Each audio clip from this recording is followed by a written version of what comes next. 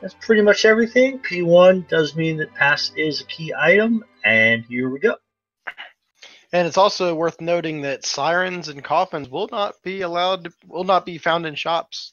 Yep, that'll make them doubly valuable if we find them in a treasure chest. And it looks like, well, start with a pass. Look at that.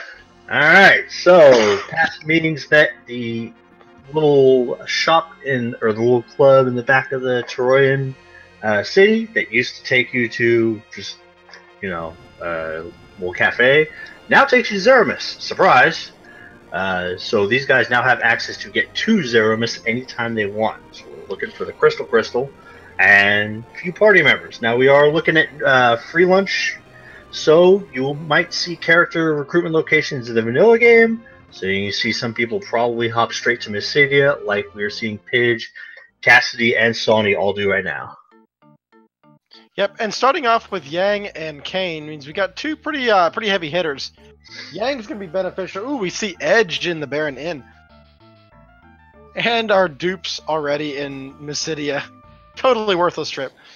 C3 is going to have a whole lot of dupes because there's only 5 characters that we can pull from. And there's even more locations than we get with an N1. So you will see quite a bit of Canes.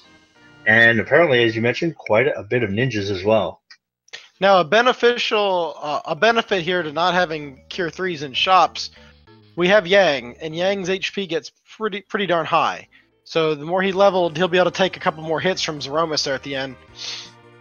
Yeah, that's true. And also, because the amount of items that we can see in shops is a lot more limited, you're not going to have, it's not like I got to check every shop for every single thing to see what it is there. Once you get, especially in regards to item shops, the stuff you need, you're pretty good to go. We do have a question in chat. Does C3 not guarantee Cure 3 potions? It does on S2, but not on S1. And Edward in Toria, he gives a potential key item with no free lunch off, but he only gave us a curse ring tonight. So Edward, once again, being worthless. Maybe that explains why he was in the bed. He was wearing the cursed ring in a fight. And whoops. So we see Rydia, or did we see Rydia? What was that? Now, the other free lunch locations that you may see is Mount Ordeals, the waterway directly to the right of Typo. Those also have character recruitment locations, and when we go pick up our hook at Dancian Castle, there will be a character there. Hopefully, they'll be wanting to see Edge, since if you saw him at Baron Inn, you know he's probably in a whole bunch of other locations. So hopefully he's in one of the freebies, and if we get an early Edge, that literally gives them the edge, because it's going to render a lot of the early game stuff pretty moot. Chat saying that there is a Rydia on Mount Ordeals, so we have... Looks like we've got 3 melees and 1 black mage, so we have to hope that we find a white mage here soon. Yeah, we may not have a white mage, and since we're on J2, you'll note the spells it takes for Rydia to learn are a little bit later, so if you want Rydia to get that nuke, you better be prepared to put in a whole bunch of grinding. Yep, and Yang was the top. A dupe Yang was on Hob, so no point fighting the battle up there. Yeah, and looks like we're going to get a look at our waterway from Benjinator. The waterway here is one of the most commonly missed spots to check when the free lunch when your lunch is free. A lot of people forget about it. There's really no reason to go in there other than for this check. And we've got an edge. Well, no one's going to turn that down, that's for sure. We are looking to see who that 5th character is. Generally, I know it's not coded that way, but it sure seems like on C3s, the Tellas and the Edwards all come out to play. So let's see if that happens. I think the character... Oh, we forgot to mention this. There is no F flag. That means if we get Fu, he is going to be at full power from the start. That's a pretty big deal. So that's probably the character they want to see right now. But it looks like we've got most of the free locations out of the way.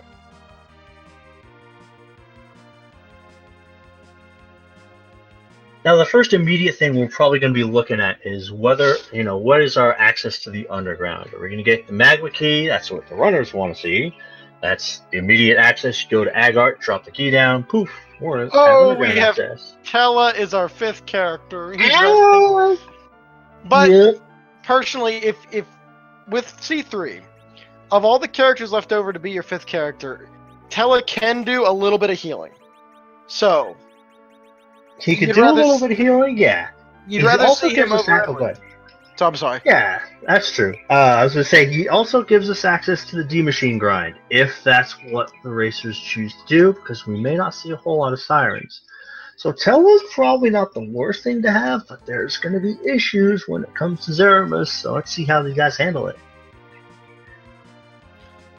We've got the Benjinator is going to go into Damsian as well, pick up a nice ninja sword for Edge there. Now, one nice thing is that we've kind of seen all 5 characters right away. So there's a lot of like super powerful equipment that you might normally keep in your inventory that you can sell and you get a whole lot of money. Now, I believe on this flag set, the extra summons are in item shops. So Rydia, I think it's been mentioned in chat, Rydia should be able to have Asura available. That's a great heal when it procs correctly. You have a 2 out of 3 chance of getting pretty much full party heal.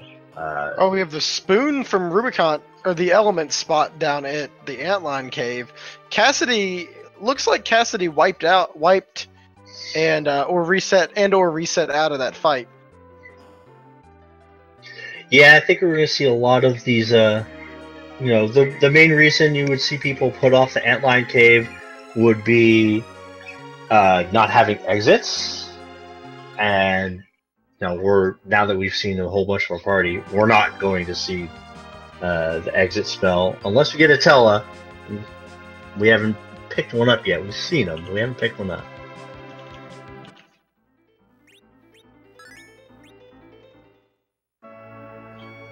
Unless, so if one of the other things I think the racers are going to have to keep in mind is how the characters are going to be equipped going forward if this ends up being a hook seed. If our access to underground requires the hook, that means we got to fight the Rubicon spot to pretty much advance the game, and that is an extremely difficult fight with your characters at low level. And it's also worth noting that on K3, access to the underground is, you're guaranteed access to the underground without having to go to the moon. Correct. So it looks like we see Bahamut, Cassidy's taking that on. I believe, that's the Fabul defense. Yes, Bahamut is in Fabul. Bahamut is trying to take down Fabul and got a nice nuke off on Yang. Cassidy's having a hard time with some of these boss fights right now. Ooh, didn't save. Yeah, that's going to cost a couple minutes. I did see somebody pick up a poison axe. That's probably the way to go. But Yang is a really low. When it comes to damage, Yang is, in the early game, probably the worst character in the game. Yep. So Kane's only putting out double-digit damage right now as well. Hopefully Cassidy makes a trip to the waterway, gives himself the literal edge. We see Pidge is now taking on the Baronin spot. Yeah, Edge took down Pale Dim with no problem. Yeah, this second fight can be tricky because has a lot of attack power when it comes to its physical attacks. It can do a pretty hefty amount of damage. Yep, and every physical attack is countered. Now, it is also worth noting that if you use something like power, that will not trigger the counter spikes. Right. And Antline is probably going to one-hit every character in the party. Yeah, 490 damage. Ouch. Cassidy picked up Edge, so Cassidy Moan is going to be very pleased with that little boost in damage. Come on, Edge, you can do it. Yeah, you got it. One nice thing about this fight, you don't have to worry too much about characters being alive because there's no experience gained in that second fight. So if characters not living, and they're okay. I wonder if that means we're more likely to see the hook. That's what I'm thinking. I'm thinking there may be a good chance. Now, we've got lots of trap chests to check in. You know, the Cave Eblin. Well, not lots. What is it? 4? 4, yeah. Yep. Well, we got the 3 in Eblon. I think you're going to see that relatively quickly because they give a lot of experience. You know, I want to say the 3 ogre chest is somewhere around 15k. Now, we don't have hourglasses, so it's going to be a little more lethal than normal, but with this team, especially having picked up Edge, I don't think that's going to be as much of a problem. Yep. The other one is in the Tower of Zot. That's the Flame Dog chest. If it's one of the first 2, it's really fast. If it's not one of the first 2, it's really not. It's like 4 screens in. And the Benjinator is going to be trying his Bahamut fight here in Fabul. Cassidy was the first to get there to check it, but did not finish the fight. I think 3 swings with Edge is probably going to do the trick. And the Bahamut fight can be a little daunting too because you don't have Star Veils available. Yeah. Alright, so Cassidy is now making the trip up to Ordeals. So we'll get a good look at the bosses there. Pidge picks up the cursed ring from Edward and the curses Edward. And the pan from the King of Fabul. Okay, well that's actually kind of nice. If we get to go underground, you won't have to worry about double dipping pan to get the stuff that is done with the pan. When it comes to the trapped treasure chest, that's going to be a big decision that the runners have to make. There are 7 trapped chests in there. It's interesting that Son is choosing to fight Valvulus up here. Because Sonny knows that it's a duplicate Yang. There's really no reason to do this fight. So I'm interested to find out. I'm guessing for initial experience, it is significantly more than... It's about triple that of the Antlion, but you do kind of get that from the Fabul spot as well. And, I mean, you got it done, so there you go. I mean, Yang's going to pick up, I think, 4 levels, yeah. That's one of those things I can see doing if you had Rydia in your party to begin with, just to get her over that initial hump and not having 30 HP, you know what I mean? Right. And cabins are in Fabul too, so Pitch Zero, she's finding those cabins, so that's definitely good for healing and grinding later on down the road. It is worth noting too, I mentioned earlier that Edward being worthless given the curse string. The curse string's not necessarily worthless. We know we don't have Cecil, so you're going to be using that center spot to work your agility for the speed of the Romus fight. The curse string you can over level a little bit, use that curse string to drop your agility down, and change his speed. Yeah, that's gonna, especially if we get to something like the Wyvern. Oh, it's W1, maybe not that much, but the Evil spot, that's gonna be kind of a big deal. Right. Now, Sonny did, in addition to getting Mount Hobbs, he decided to actually check the treasure net chest. It was not more of the same loot that we normally get. It was the Murasame. Oh, that's nice. The second best weapon for Edge. So his Edge is now going to obliterate the next few encounters he comes across. The Benjinator's about Starveil for the Benjinator. That's going to help if he runs into Golbez. But the Benjinator is going to find this the trap chest in Zot. A lot of people forget about this one unless they have the Earth Crystal.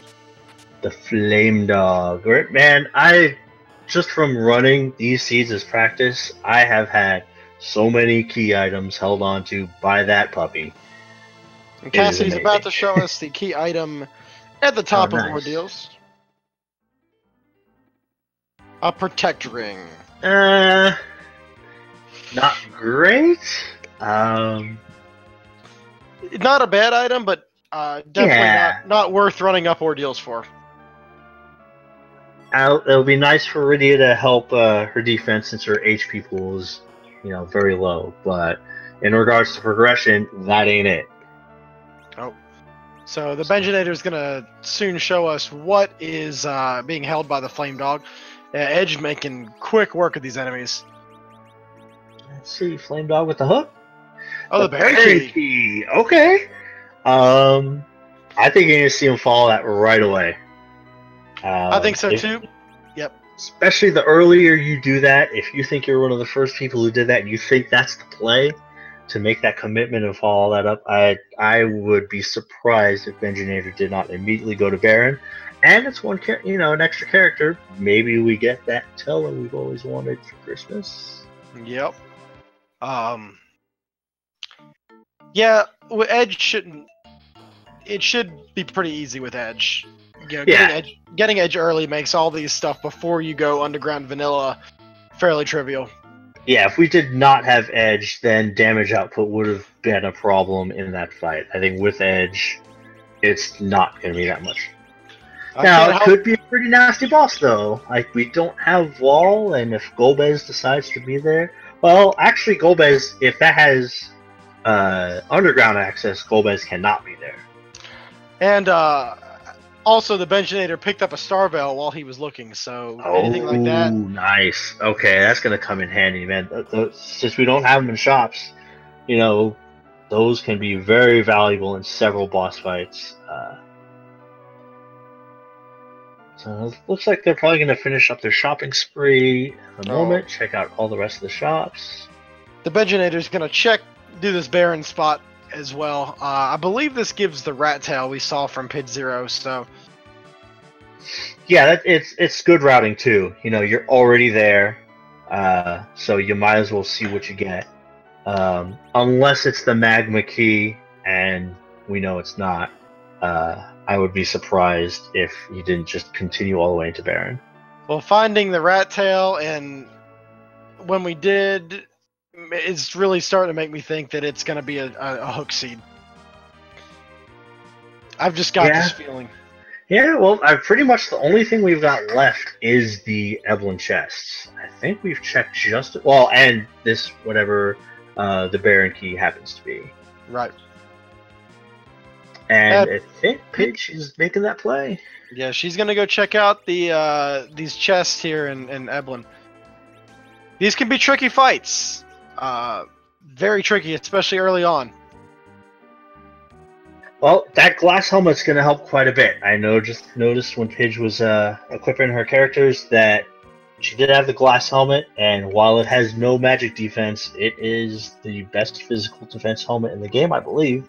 And that's what you're going to see out of a lot of these characters. But we don't have hourglasses, so you're going to want to make sure you kill the black cats in one hit. I believe they counter with Blaster, which may one-hit knock out your character.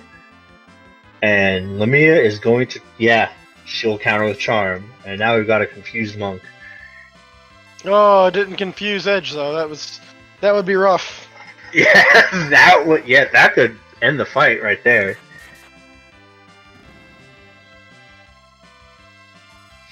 It's amazing how we take those kind of fights for granted, right? When we always have our classes and we pop them on there like, all right, let's get our life glitch on and take care of business. And then, ooh, no, Kane's Charm. The Betrayer back at it. Yeah, that's kind of what he does. And while we're talking about this, the Benjinator is diving down the Barren Waterway. Nice. Alright, let's see if we get anything for Pidge. Ooh, Bahamut Summon for Yes, that is fantastic. It'll take a little bit before... she might have 60 MP already. But, yeah, she got 108. Okay, so that is unblockable. Probably the best AoE spell in the game as far as pure damage goes. Right. There are some bosses that will have counters to it. But that's a big... Even if this comes out empty, that's a big find. Finding the Bahamut Summon is big. That's going to make these fights here in Evelyn, you up a Bahamut, you're good to go. That'll finish them off right away. I'm not sure if the Ogres would... I think they have some ridiculous magic defense. No, I also like Pidge saving right now. You caught that Bahamut Summon. Kane almost whacked your own party. I like the idea of saving in between these fights. Mom Bomb, which we knew from the beginning of the seed, is guarding the throne room.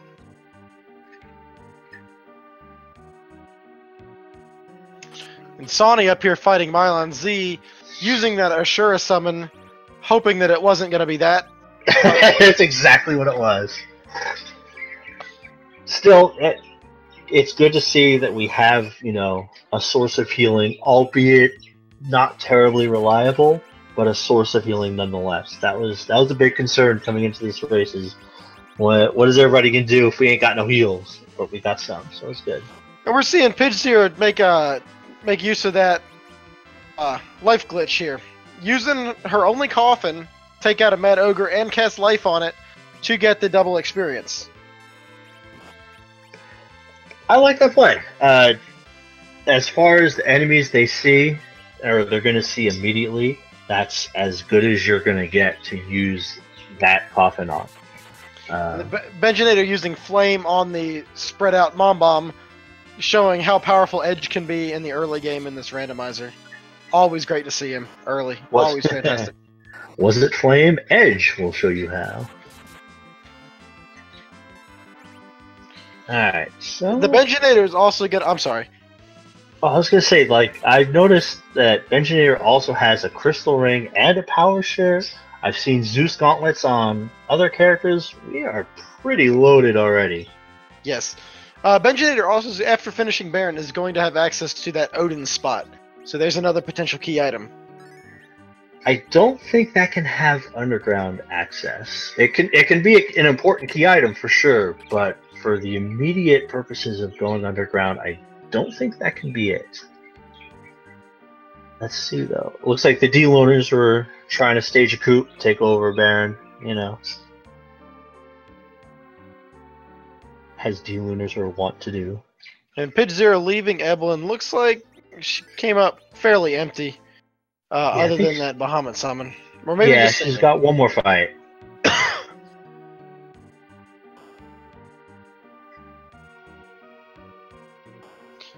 Odin's spot can be progression, but it just not Odin. So the spot can be progression, but the fight itself, the Odin fight, can't be.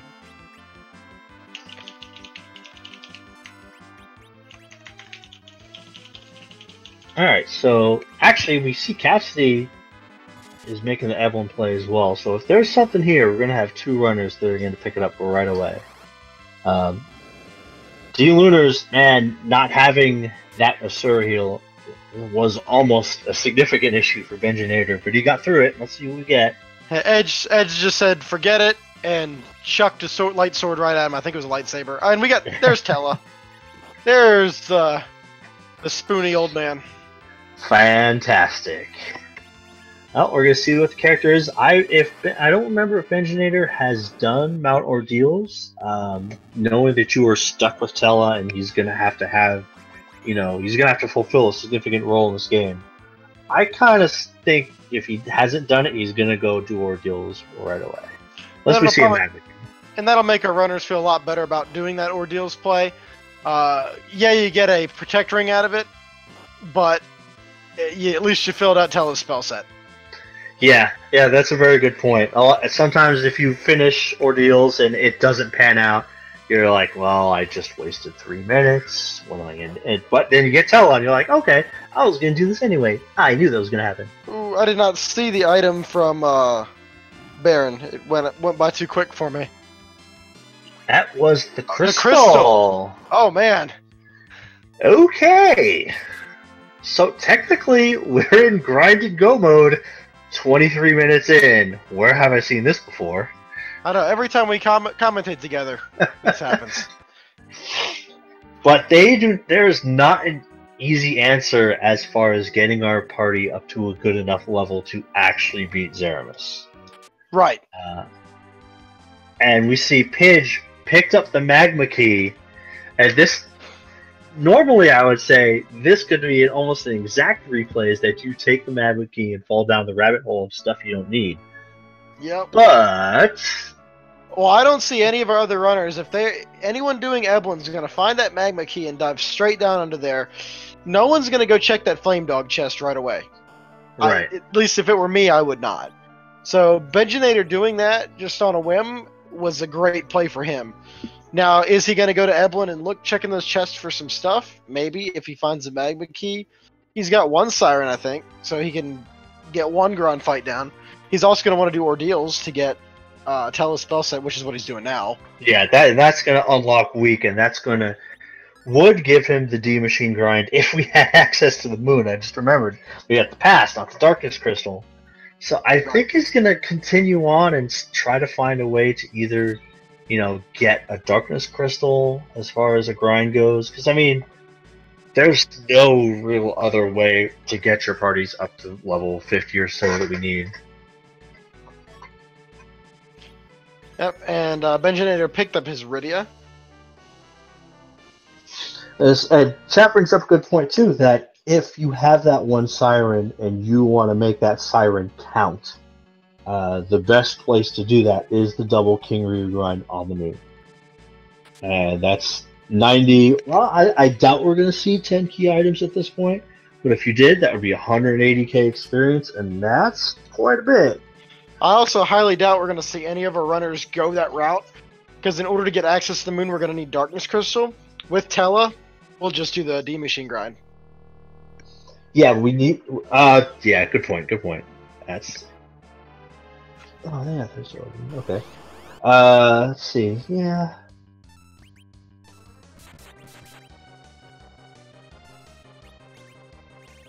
So Benjinator is filling out the Telespell set. Definitely want to get him up to speed. Also picked up Rydia, so that fills out the character sheet or the character party. Plenty of things to sell if he hasn't done so already. Crystal swords, man, it'd be nice to have and use them. Unfortunately, we got Kane. Kane is not going to be able to do the beating up that Cecil can, but he's going to do all right. Dragon Whip for Rydia is not bad either. Yeah, and you know what? If well, let's see. I was just going to say, if we had eggs. Oh, yeah, that's Artemis Bow is going to be nice. Artemis Bow and 10 Artemis arrows. Well, things are starting to open up a little bit. We're just waiting to see should our runners decide to go underground. And I am really curious to see what the Benjinator is going to do, since obviously he needs to grind. I honestly feel he's going to luck into finding that magma key, because he's going to be fighting those trap chests in Eblin Cave for experience. Yeah, at this point, I don't think he has anywhere else to go, so he's just going to keep on keeping on, and at some point, we're going to hit the point where, hey, all I got left is the Flame Dog. Alright, hey, look, it's a magma key.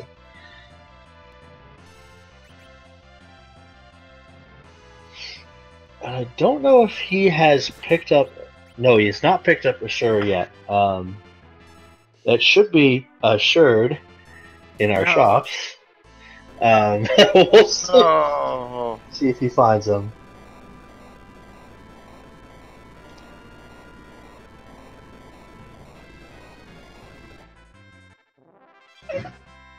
Alright. So Sonny's gonna pick up the magma key. That'll be... See what it does there. Yeah, like I said, I'm thinking most of our runners, once they find that magma key, are gonna start diving down underground. Yeah, they're pretty much overlapping each other at this point. And diving underground seems to be the only way to go. The question then becomes, what do you do when you get there? You're gonna just check shops, see what equipment you got there. Probably get the pan out of the way right off the bat, and go from there. Now, one nice thing about K3 is that it opens up spots that you wouldn't necessarily think to go otherwise. Usually you don't see a lot of people hop into Tower of Babel without that tower key, because, Bab's only going to give me one key item, I don't want to have to make that trip again. But with 4 trapped chests, now all of a sudden it's kind of worth the trip. Well, we've also got the pan already, so Sylph Cave is going to get... We're not going to have to double dip Sylph Cave. Run in, smack Yang in the head, then Sheila. You get 3 possibilities right there. Yeah. And somebody may even decide to check the trap chest on the way there. Now, the party's not super well equipped to do that. Um, but staring at those treasure chests in the face, you might say, hey, why not? My concern is who's going to run to the underground, find the darkness crystal, and get baited to the moon. Yeah. Oh, yeah.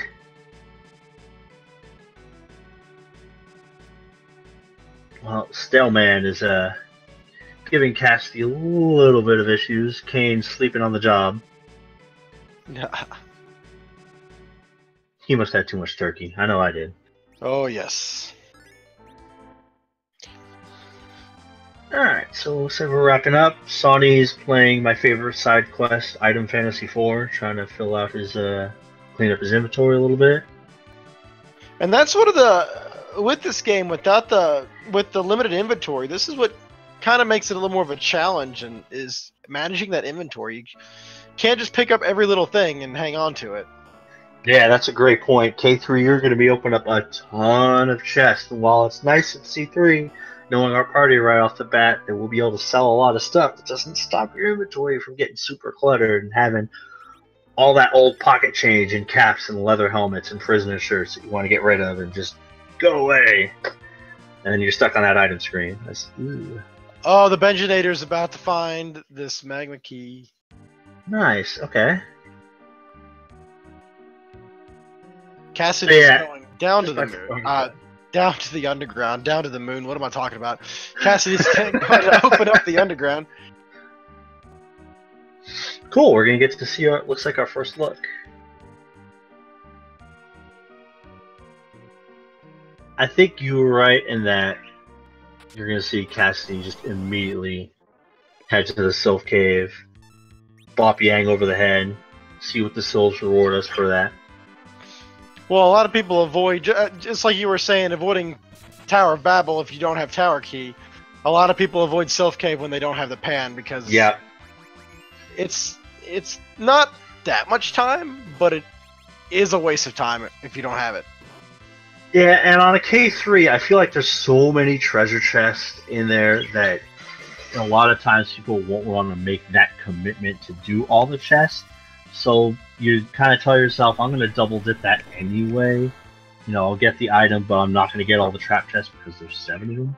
Well, Benjinator is showing us that Bahamut does work against the Mad Ogres. Okay. I always thought the belt buckle on the Mad Ogres was just a sad face, and I was like, that's why they look so angry.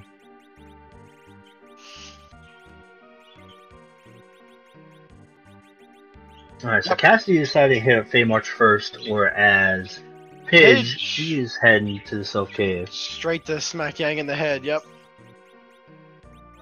Also, maybe Cassidy's gonna possibly peek in and see who these bosses down here are.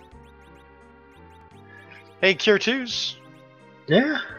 Well, Ethers will come in handy too, because Rydia's going to be burning through MP with all those Asuras and Bahamuts, and oh my. Finding Sylph would be nice as well, especially since the fact that the programming oversight Sylph does not cost MP. Oof. Magus Sisters and CPU. Not who you want to see down there. Yeah, that is definitely more like a CPU. No thanks. Magus Sisters isn't quite fun either. No, there's that Assure spot is super fast and has pretty decent magic to boot. Oh, Twin Harp in Fey March. Okay. Maybe some music tonight. I'd say there's a pretty good shot. I'd be shocked if we didn't see Cassidy check Sylph Cave, check to see what the pan gave at first. Benjinator finding not enough MP for his Rydia to cast Bahamut, so gonna have to do this the old-fashioned way. Yeah, 60's a lot. It looks like Pidge has Adamant, so I'm guessing that's what the Sylphs decided to give him. Ah. This pan isn't hard enough. Hit him over the head with this! Oh. Yes. Alright, so we're gonna turn in...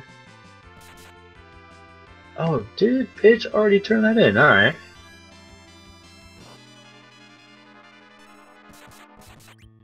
So Cassidy is actually check Dwarf Castle first, maybe. Cassidy's gonna use the pot here to heal, I think. Okay. Maybe. Another Bahamut for the Benjinator.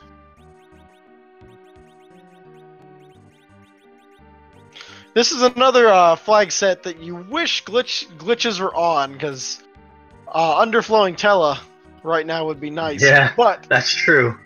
very unhelpful in a Zeroma's fight. But there's that glitchless flag is on, so Now, it looks like Sheila gave out the hook. Uh-oh. So, because I see Pidge she's now in Evelyn Cave, so probably going to check out the 2 trap chests there. Yep. Oh, 1 in Evelyn Cave and 1 in Lower Babs. Yeah, so I'm more and more, unless we find an Earth Crystal, I'm pretty sure our runners are going to get baited to the moon. Yeah. Except for Benjinator, since he did that Baron, since he checked Zot trap chest pretty early.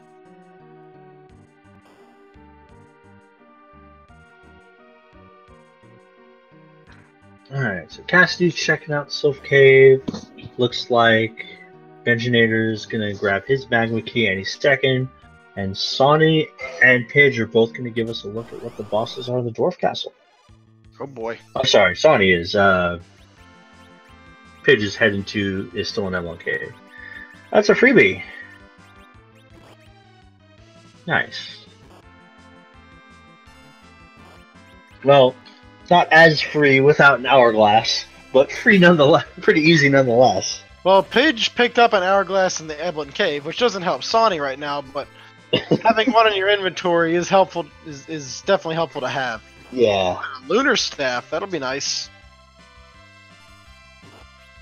I think that'll also come in handy should we decide to have to go. Well, if we get a tougher boss, you know what I mean? Yeah. Coffin too. That's gonna help. This Cave Evelyn is having some nice items for Pitch Zero here. Well, one nice thing about this fight that Sonny's taken on is that most of the hit points in the fight are going toward the officer, so all the soldiers are going to go down really quickly, and as soon as you get all 3 out there, you won't get the full experience for it, but the officer is going to peace out. Benjinator just picked up his Magma Key, so I would imagine he's probably, going to exit right out and head down that way. And Cassidy is making the tower check, and because Edge is so strong with all these excellent weapons and armor, he's going to take out those alerts in one hit without even giving him a chance to summon something. So you're going to get those 4 trap chests out of the way really quick. Ooh, we have the Dark Knight is in the second spot, so just tanking 3 hits from that gets you going. Man. Cassidy also has a Soma drop, I noticed. So that's going to make Tella slightly more useful.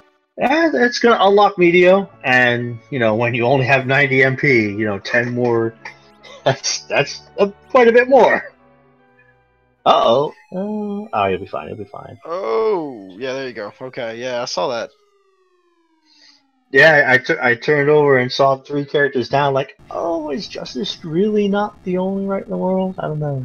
Yeah, I thought that was his second hit. I was like, oh, he's going to have to hope that the roll is low, but it was his third, so once again, does not matter. Alright, so Benjinator is going to head underground. Let's see where he decides to go.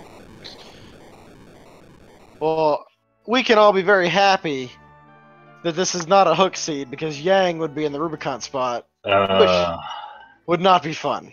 No, it would not. And it looks like Tower Key is inside the tower. That is nice.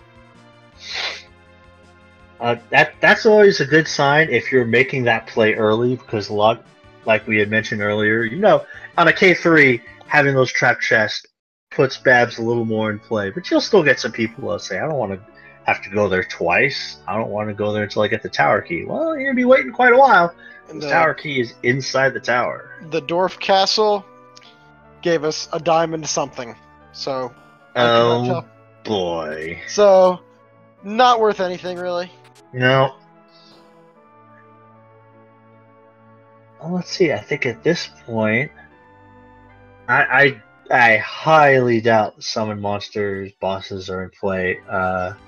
The summon monster chest, maybe, but we're not gonna. Well, for our characters that have done ordeals and picked up Tella, we'll have float. Well, it's also the Benjinator of our 4 featured runners is the only one that has a Tella since he did Yeah. Baron. Tella is sleeping in Kaipo, and Tella is also in was also in the Baron Castle. So all of our other characters don't have access to that character. The Soma drop, if Vegeta gets one, that could be useful to use Medio against the Magus Sisters and the CPU spot, but Yeah, that casting speed compared with the time in that, or the speed in that spot in general, that's going to be rough. Yep. I don't know if Tella can even survive one Delta attack without having some ridiculously good armor. The CPU would be much more reasonable since the attacker can only do 1/10 of max HP there. Yeah. But you still gotta buy enough Cure 2s and get your other characters keeping people up and doing enough damage so you don't accidentally kill the attacker and get globed. Now, Pidge just finished the boss encounter, or not the boss encounter, the trap chest encounter, but I believe she's still going. No, she's in back. Okay. No, she's way. going towards. Because I saw her blow up a whole bunch of mad ogres. And Yep. while they were mad, that's all that you're not going to get a key item out of this. Yeah, I'm curious. But we will get to see who the boss is. It's the Dark Imps. Yeah, I'm confused. Did she forget she has the magma key? Maybe? Well, we got Cassidy's gonna finish up the tower, so we'll get a good look to see if there's anything else in there. Benjamin just found his Soma drop, gave it to Tella, so Tella can now cast Meteor. Yeah, Pidge Zero just reset out of that. Do the Meteo now. Now, maybe Pidge Zero forgets that the no free lunch flag is off, or the end flag is off, meaning, and she might be looking for D-Mist, but we don't need to look for D-Mist in this flag set. You know what? That's what it is. That's a very good call. That was a boss check for sure. And it's easy to forget because generally most races aren't run with an end flag off. That's true. So it's sort of ingrained in a runner's mind to look for that D-Mist, but then say, oh wait, I don't actually need to find the D-Mist. Yeah. In fact, to that point, I would not be 100% surprised if somebody found D-Mist, took down Derek, took a trip over to the Mist Village, and was like, oh, lunch is free today. Wait a second. Sorry, Mother of Rydia.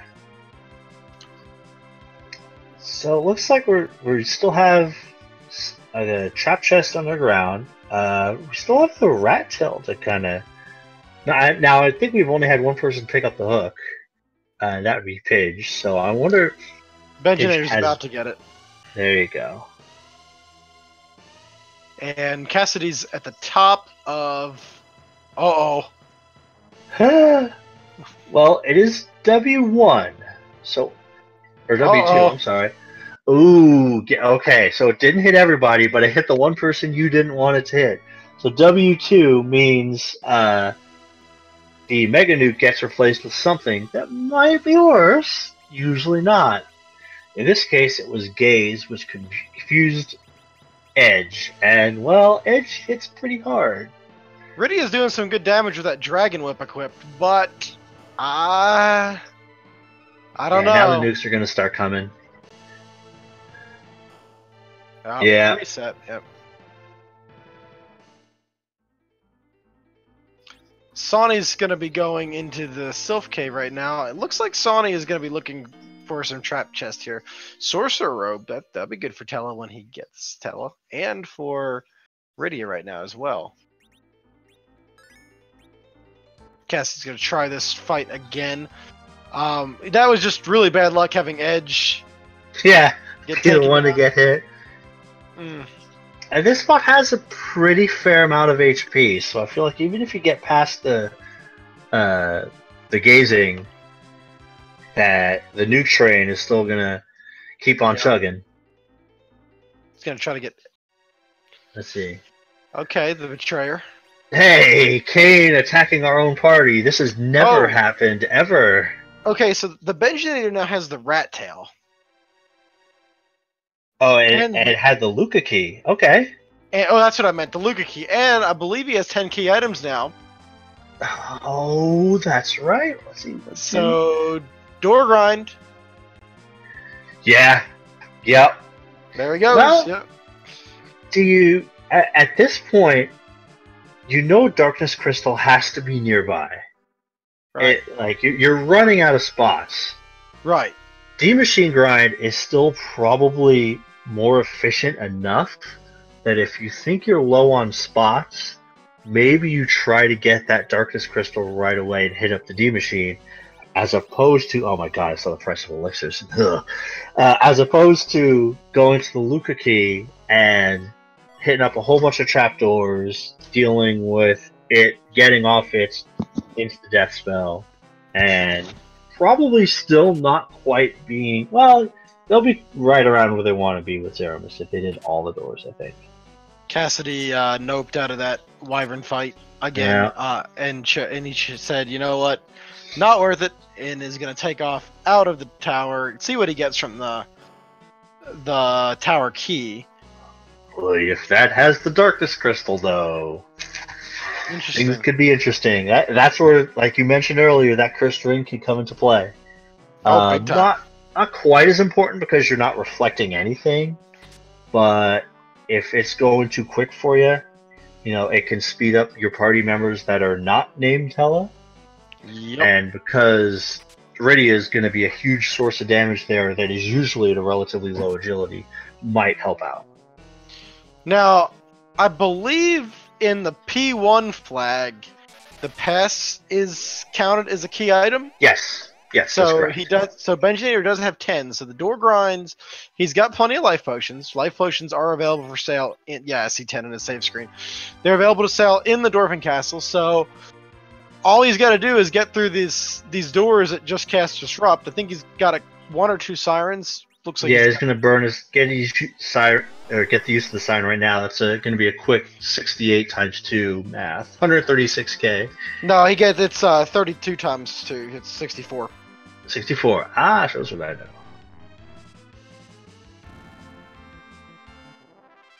I'm sorry, we were both wrong. 68. Alright.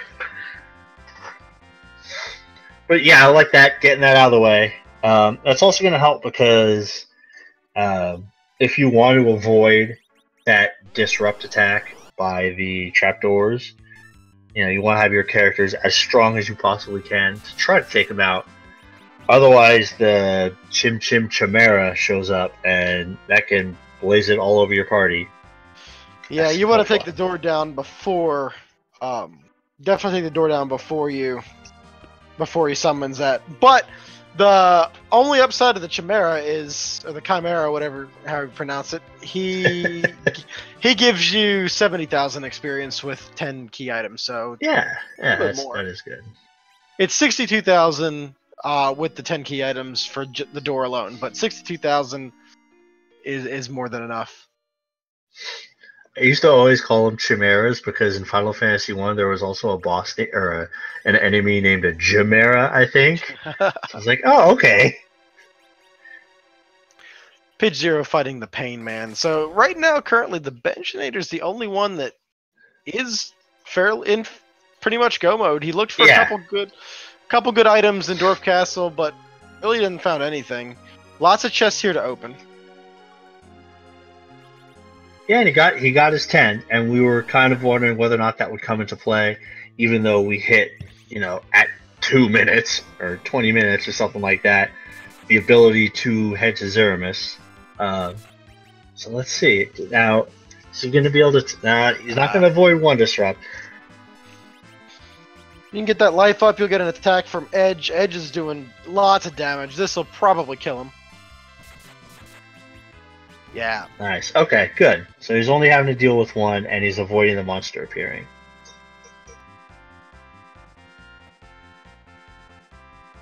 His levels are actually fairly good. You know, with the exception of Rydia.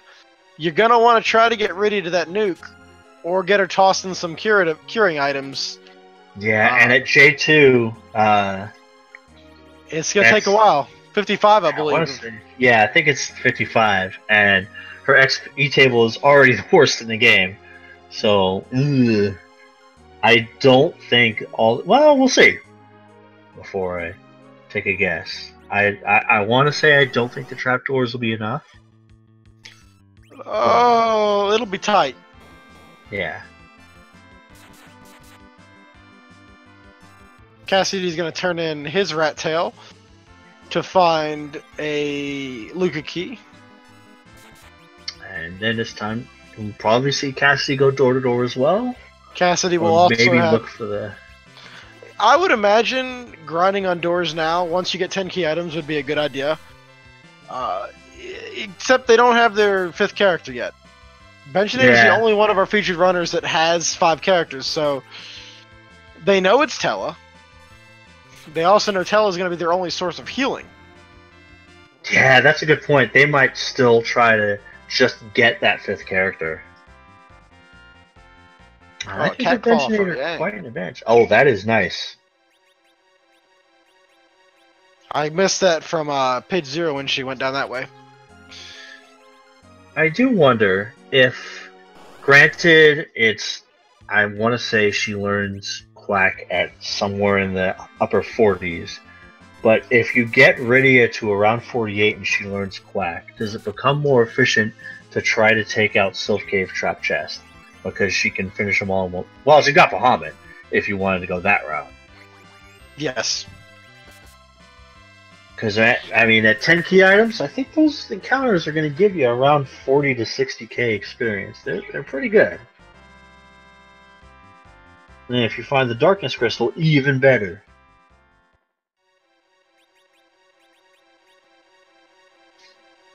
Nothing there. I remember the first time playing the vanilla game, and you fight the trapdoor, and then there's nothing behind the chest. Like, game? That was rude. Now, one of the items that we kind of missed turning into Sheila was the Masamune. So, we've got Murasame Masamune for Edge. So Edge is going to be hitting like a truck. Yeah, Edge has everything he's ever wanted. And they're going to have that right off. They have that pretty much right off the bat. And he's got a pretty good array of dart. Well, he's got an Excalibur to dart. And I saw a light sword in there too. So they're pretty... Edge is set, and he's got a Zeus gauntlet on him too. Cassidy choosing not to do the door grind. And running straight to see what the item is. I actually don't mind this play, because if it's the Darkness Crystal, you do that first. Hey, we've got an Excalibur in the chest, meaning that Edge has got a very powerful sword to throw. I think that's the second Excalibur we've seen. You definitely want to see those other than crystal swords, since you can't throw crystal swords. Okay, samurai bow. More like Samurai No. Yeah, so Cassidy, he's gonna... did not save down there, but that's probably alright. I think he still has his Luca key? Yeah, and that may have been by design, because that puts him closer to the music, and Cassidy wants to deliver to the fans what they want. He's gonna give us some music. And pitch 0, she is gonna clear out the Sylvan, the Land of Summon Monsters cave, I believe.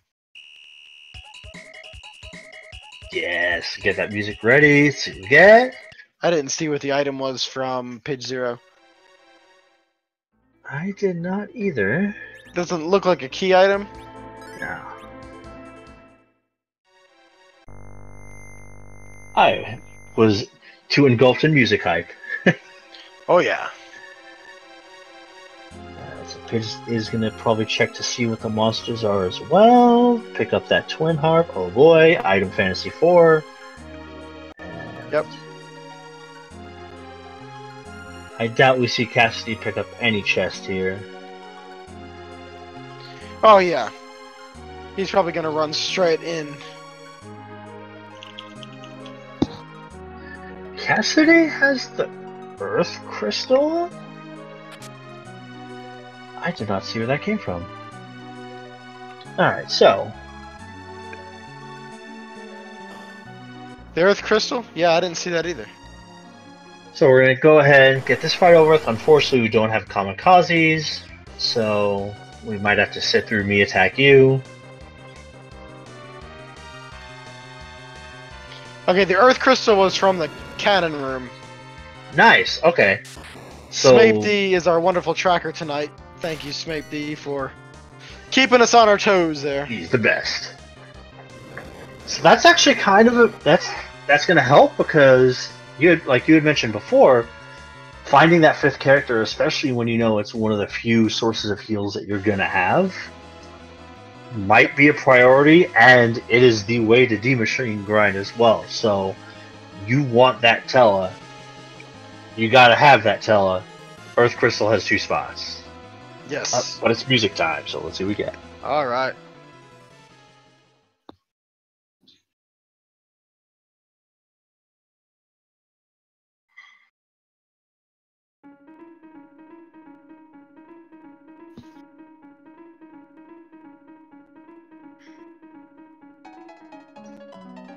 Nice. The last movement of Dancing Mad. Fantastic. Oh, sorry. Alright, so let's see what our boss fight is here. Should not be that much, or should not be a problem at all. Dark Elf Spot does have ridiculously high magic defense, but we counter that with Edge, and Edge is going to win. Oh, and Edge is going to fight his parents, turned into monster. So, this is actually a free fight on N0 or N1. You can actually just stay there and not do anything, and the fight cutscene will trigger. Wait, he's gonna try to. Oh, okay, there we go. Yeah, with Edge, you're gonna do plenty of damage.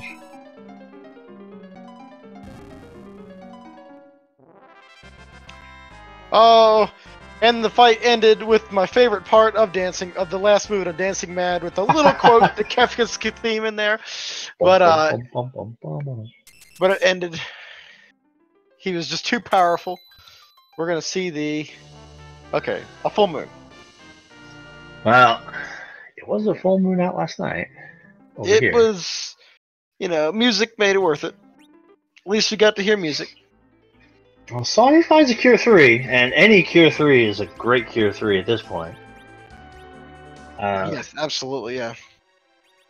And I think for routing purposes, you're going to see Cassidy immediately head into the Tower of Zot. I would imagine, and Cassidy will probably find that crystal and go, huh. You know what else Cassidy's probably going to find? The Baron Key.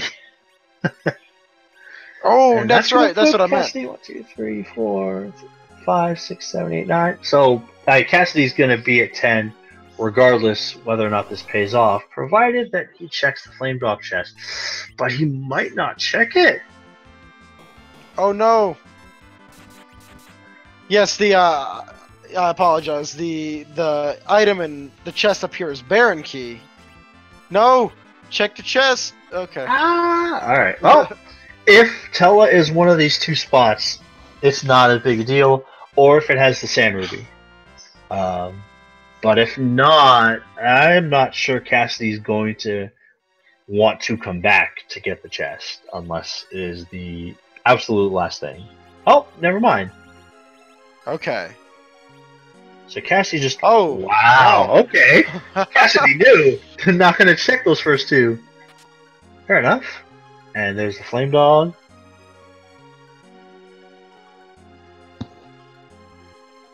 So Pidge, it looks like is also is I think that was a Chimera or some Manticore or something funky looking Yeah, that comes with the trapdoor.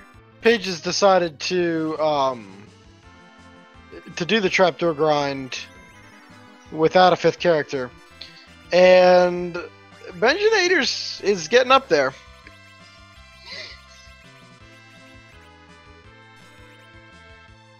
To answer Inveterable in chat, Benjinator got the crystal from the Baron Key. The Baron Key was found in the Flame Dog chest in Tower of Zot. Tello was the character in Baron, which led to the crystal after finishing Baron. Flame Dog's always got the goods. I wonder if Cassidy was running up and thought to himself, "Oh wait, we're playing K3." I've done that. I've totally done that. Like I should check this chest. It might have something important.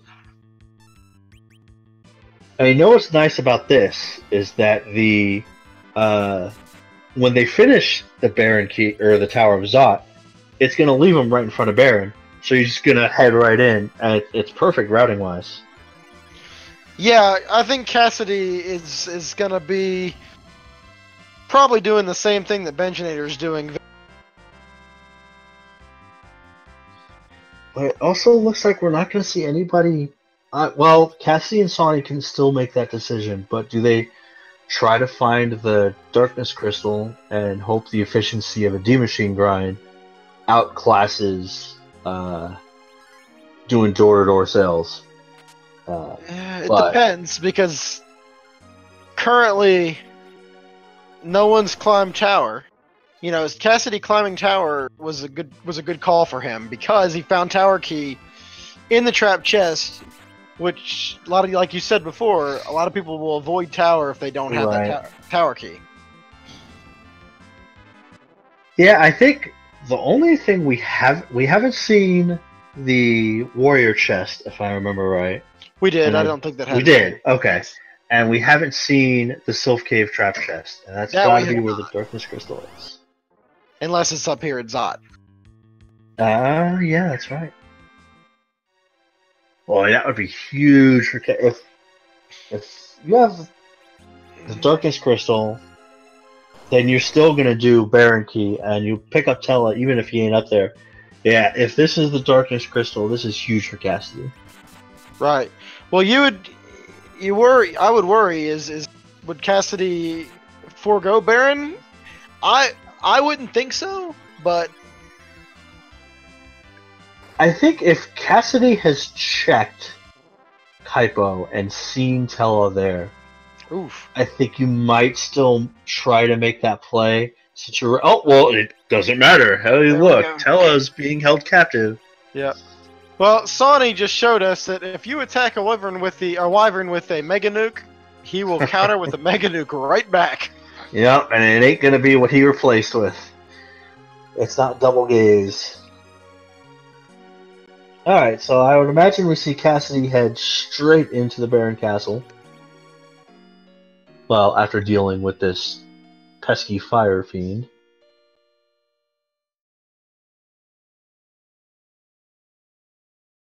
And Pidge has had enough of these doors. Yeah. I'm just gonna Bahamut you, and it still wasn't enough. Oh my goodness, now it's a yellow D. And we're familiar with what happens here. There you go, and we all know how much hit points it's done. The yellow D's up too. Alright, so I think Benjinator is on the last door. And Rydia's sitting at about 1831, which I think would put her at around level 50. Right around level 50, I think.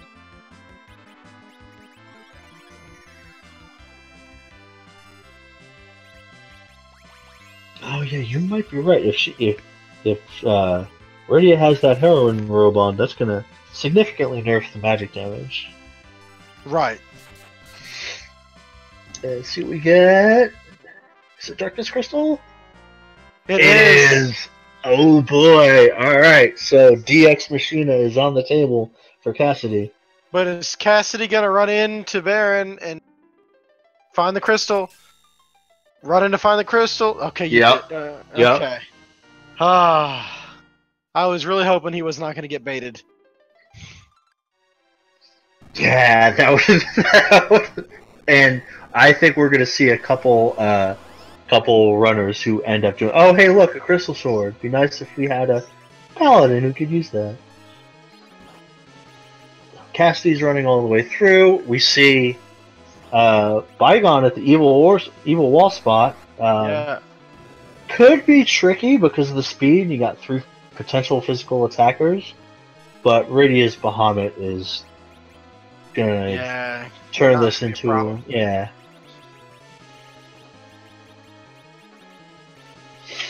And then we may see Benjinator try the Zermus fight. But Sonny finding out that the Luca key will not, in fact, open the tower, but the tower key will. Got so many keys.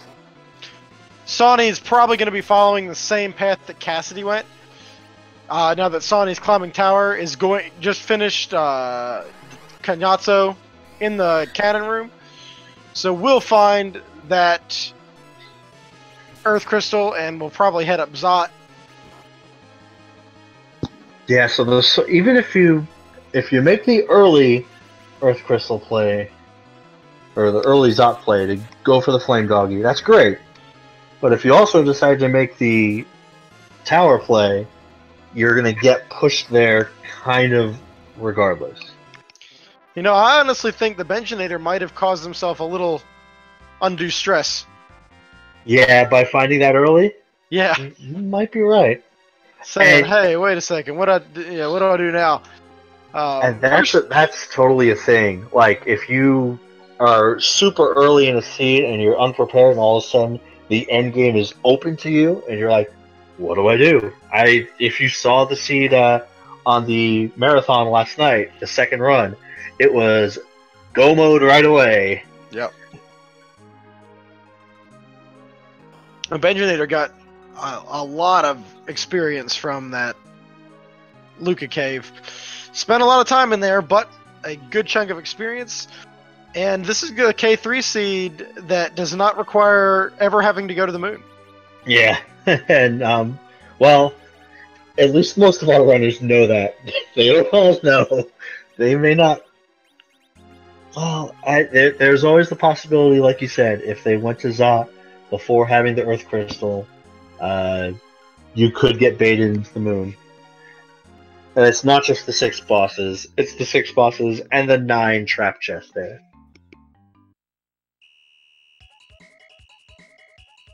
Sonny's going to give us an encore here.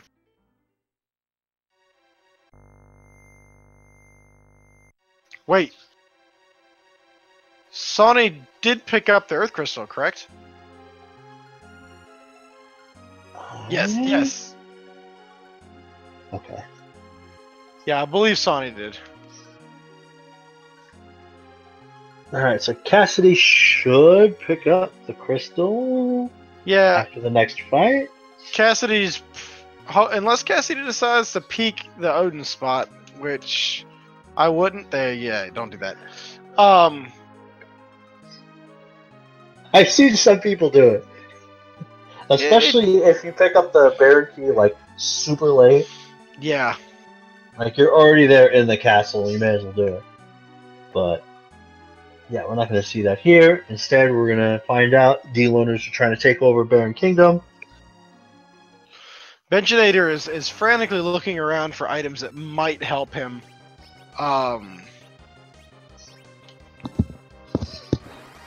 You know, I wonder if he's looking for the Asura summon. He may not have that. And that's probably their best source of healing at this point. Like, Tella's Cure 4 is okay, but Tella is probably not surviving a Big Bang. Those D-Lunars are hitting pretty hefty with the reflecting virus.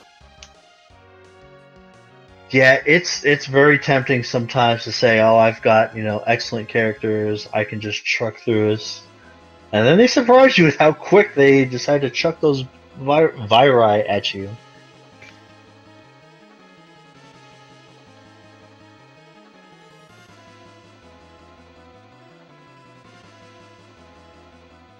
Alright, so Cassidy's gonna first find a sage, hello, and then be elated to find the crystal of all crystals, and probably head to the D Machine grind.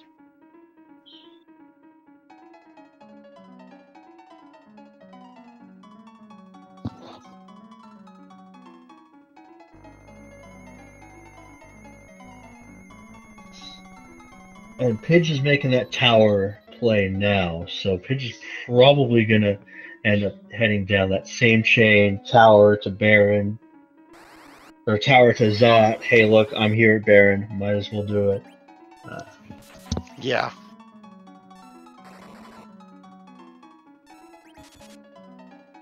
I mean, I guess we'll get a good question as to how much more efficient, from a time perspective, getting a D Machine grind was versus grinding trapdoors. Well, with 10 Right. key items, D Machine grind, if you get lucky and get that early, it's pretty darn quick.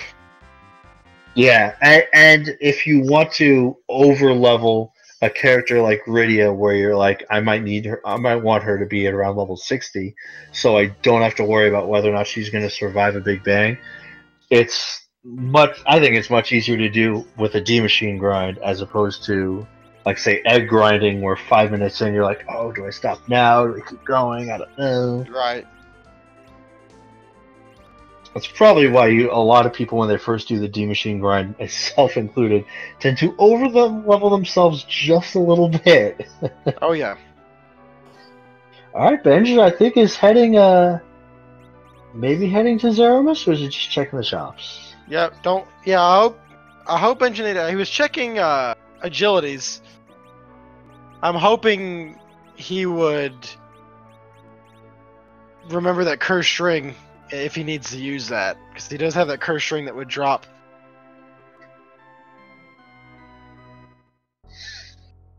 And now Pidge is dealing with a Charmed Monk. Does not actually knock out Rydia in one hit. And I understand, like, burning your Excalibur dart with a fight like this. Here's hoping this Bahamut, though, does the trick. Otherwise, it's going to be a rude retort. Yeah. Oh, but Rydia dodges it. Okay. Interesting. And Scala Kitty saying our favorite line, whose butt are we going to kick tonight?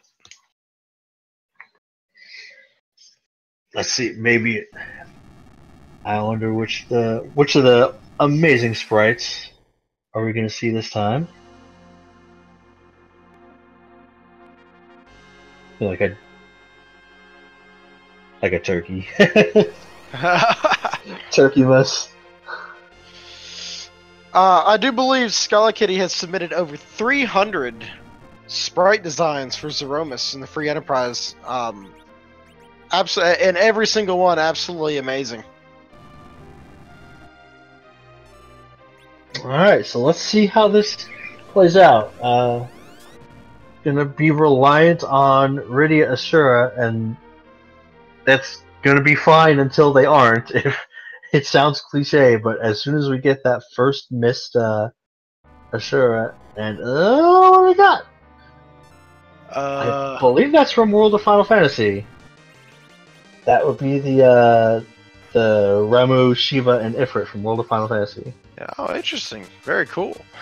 Scala Kitty correcting, she's submitted over 250 sprites. But definitely thank her for her hard work. Thank everybody for their hard work with this free enterprise community. It's incredible. Alright, so Big Bang number 1. I don't believe it. Oh, it was nerfed. Very good. Okay, now that's confusing me, because I see 3 sprites in the screen and I'm confused. It's a 5-on-3.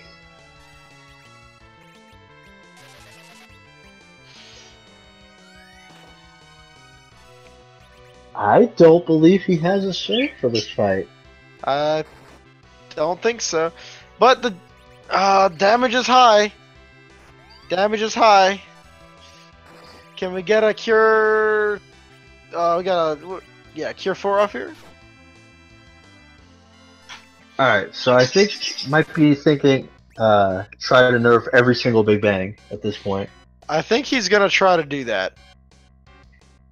So the way the Big Bang mechanics work is when you see Zeroma shake, if you hit him with the spell and you force him to counter with a nuke, it's going to lower his magic power. Usually. If there's I believe the triggers for that to not work would be, correct me if I'm wrong, but if it's a phase switch in between there. A phase change can affect that, yes. Now, having that counter nuke hit Yang is actually good because Yang's got the most HP of everyone with almost 5k. So right, yeah, you're going to get the most value out of a single target heal or an elixir if you choose to use it.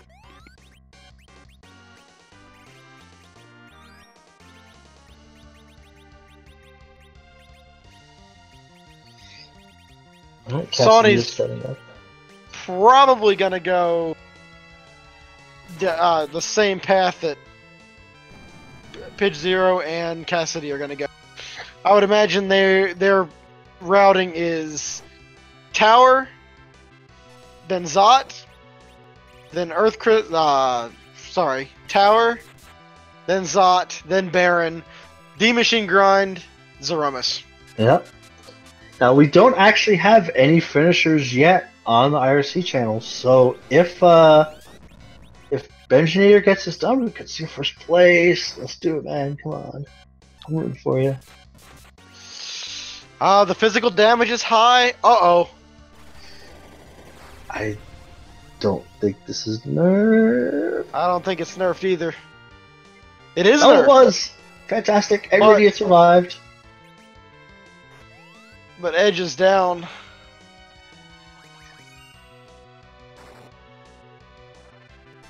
He chose to res Edge, hoping to kind of burn him out, understanding that you're not planning on doing a fight of attrition with Zeromus, which I understand given this condition.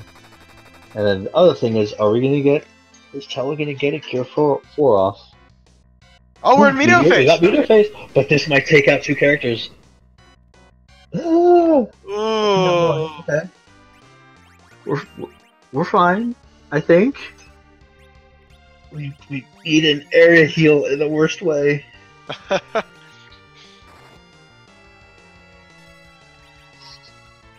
Cassidy. Edge, you throw this ninja star like you've never thrown a ninja star before. But first, dodge the meteors. Oh no! Oh no! They're all down! It's up to you, Get in the air! Get in the air! Okay, he dodged it one. missed! It missed! Don't betray our party. You get this done, and you get this done now. Cassidy is doing a horseman grind. He dodged this one. It's 2 dodges in a row. If you can dodge a wrench, you can dodge a meteor. I am literally on the edge of my seat. Is he dodge 3? No. No? Okay. Oh! Alright, he'll survive that. Oh, come on, Kane. You can do it. Okay, he was down for media. Oh, Oh. no, kill him. Get in the air! Get in the air. Go. No! Dodge this. No! Oh no! Oh no! Kane, please. Oh, that hurts. But he was close. It is. Oh my gosh! It is he was doable. close. He's gonna go right Yeah. back and try that again too. Ah, man, that was a heck of an attempt.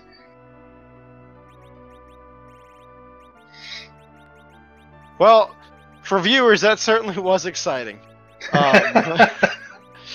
Not the ending we wanted, but that was certainly exciting, and we're gonna see that again. That just shows what a fantastic player the Benjinator is, though, to to get there and get as far through that as he did. Oh. Yeah, man, no Shuras, no Cure 3s, and Attila.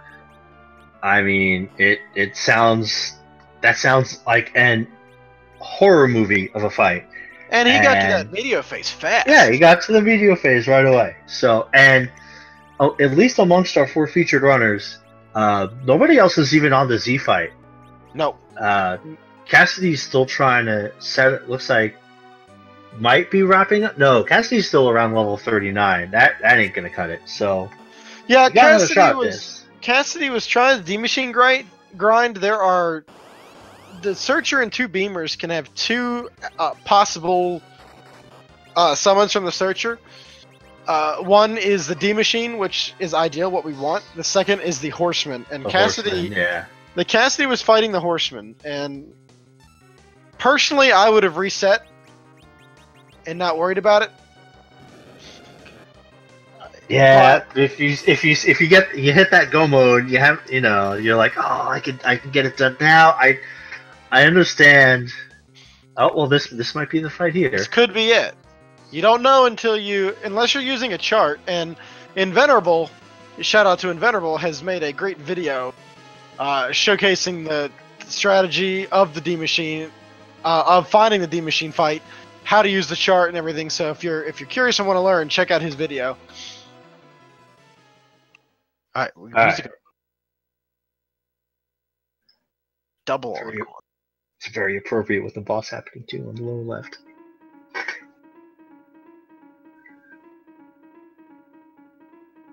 Paige, you don't need to do this fight. Just stay there and let us have this music for the Zerma's fight with me.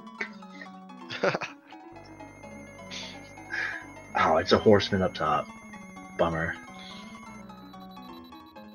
So, to recap real quick, anyone that's just now joining us or came into the party late, we started with the pass. That was our very first item, and we started with Kane and Yang.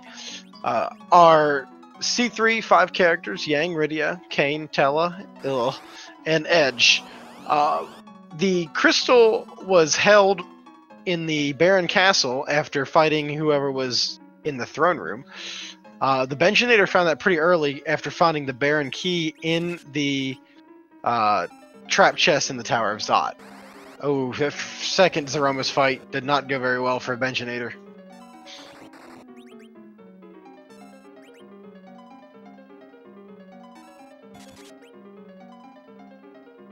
Yeah, he might be.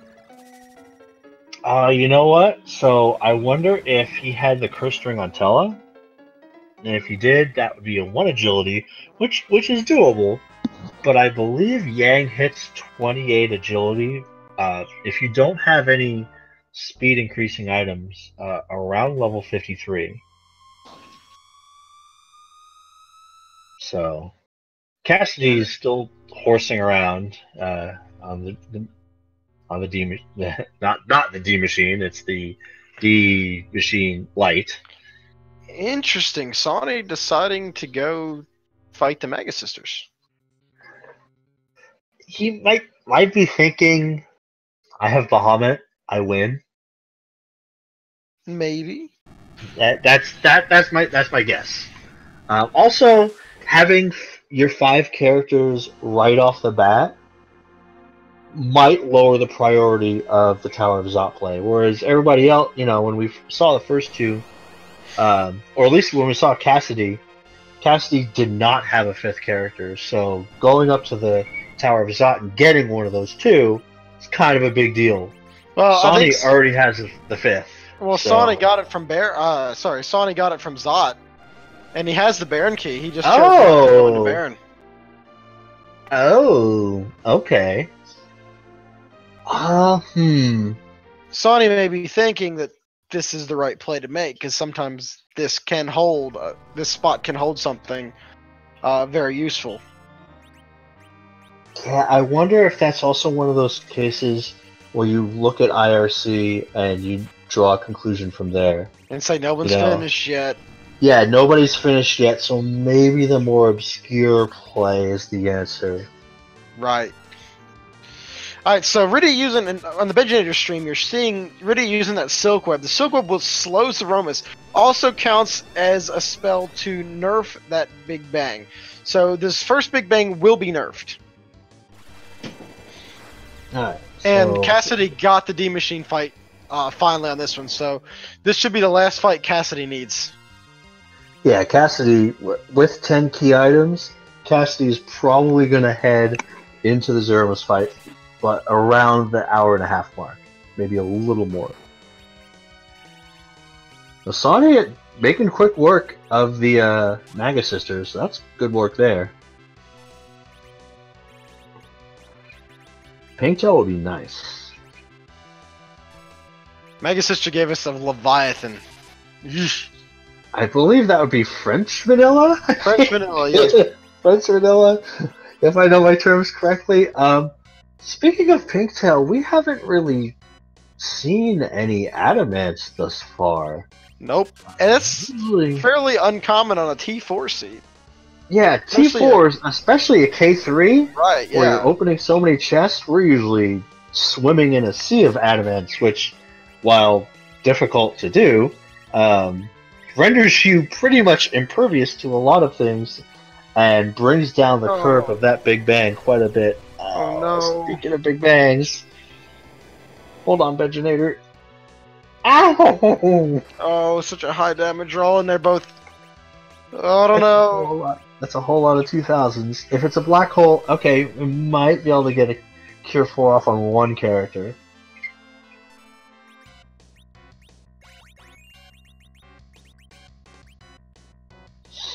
Oh, Cure 2 just to avoid the HP running out. I see that.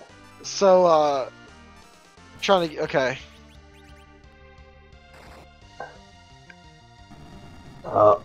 Oh no! I think you got his single target. Tella's just so, no. Tella's too slow.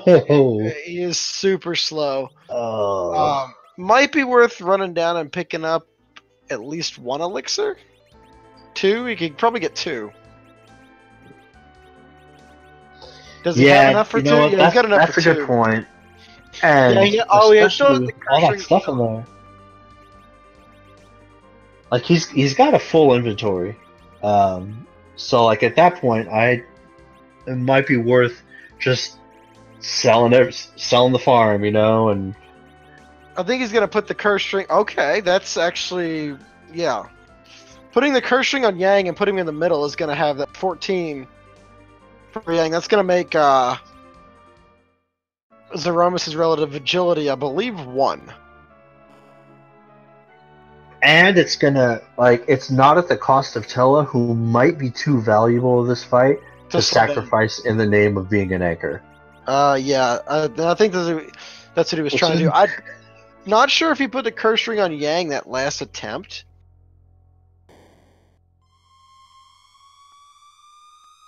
I did not think we would reach a point where I would be saying Tella is too valuable in the Zeromus fight today, but here we are. That's interesting. I mean, really, Pidge Zero, she is going up Zot now. She has her Baron key. Hopefully she'll make the Baron play as soon as she's done with Zot. Interesting wrinkle I did not notice, or I did not know. You can use Psych on the Searcher to trigger the D-Machine? I did not know that. I didn't either. We have a first place finisher. Chakasora finished first place with a SRL time of 1:29:02. So GG to Chakasora. Well done. With the comment that is appropriate, that we cannot repeat. Alright, so take 4. We got this. And if it wouldn't have been for that unlucky Meteos, yeah, he would have had it 10 minutes ago. Benjinator has first place by about 10-15 minutes, yeah. Masani is actually going to do the CPU. Well, the CPU fight's not that bad if he's got some healing, and Tella can heal a little bit. Yeah, it's nice to see in the Leviathan spot from the perspective of you don't have to deal with the high physical attack. But I the don't think. Leviathan spot is... Well, you have to deal with any physical attack. But the Oh, Leviathan no. spot is still pretty quick. Oh, was that an unnerfed Big Bang He off the didn't get it bat? nerfed. Yeah. Personally, yeah, ouch. I personally would not worry about berserking in this fight. Without Bacchus Wands, Bacchus Wands are great, and they'll cast Berserk when used as an item. But I think wasting that turn with Berserk is with the speed of Tella. I would use the Silk Web and then just roll. Yeah, I'm not. I'm not sure. I tell his turn. It could very much be too valuable, but it's with that gear that Edge has, man. If you get an early berserk on him, those two spots where you're not going to get the black hole, he might just be tempted to say, "Look, I'm going to get 30 to 40,000 damage right from Edge alone before he gets black hole." Right. But we'll see. Like it's a tricky thing, man. So he's throwing Crystal on Edge to get him more turns. I wonder if he's tried it with Crystal Ring on Tella. I would imagine so. Maybe. We have a second place finisher and third. They should probably start rolling in here soon. Miria with second place and Salty Fry with third. Well done, guys. Good job.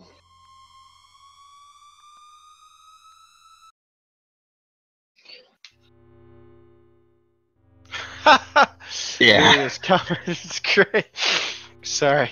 Check speedrunslive.com after the race is over for the comments. They are pretty funny.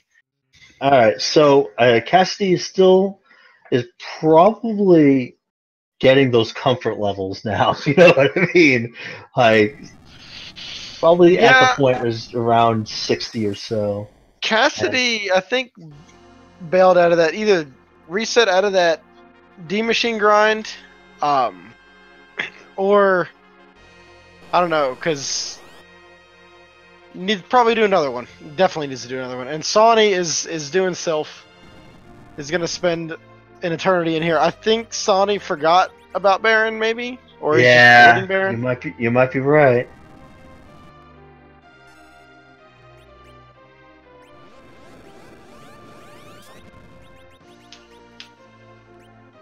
I wonder if that lends itself to the question: does Sonny head to the moon? I hope. For his not. sake, I hope not. Sonny will beat his head against the wall when he finds out. But well, in the absence of the Darkness Crystal and having 10 key items, I think that's why we're seeing Pidge there as well. The levels don't hurt, although that double centipede fight isn't exactly a bunch of XP. Getting good experience from those fights and possibly finding the crystal. I from Pidge's perspective, I see this okay play.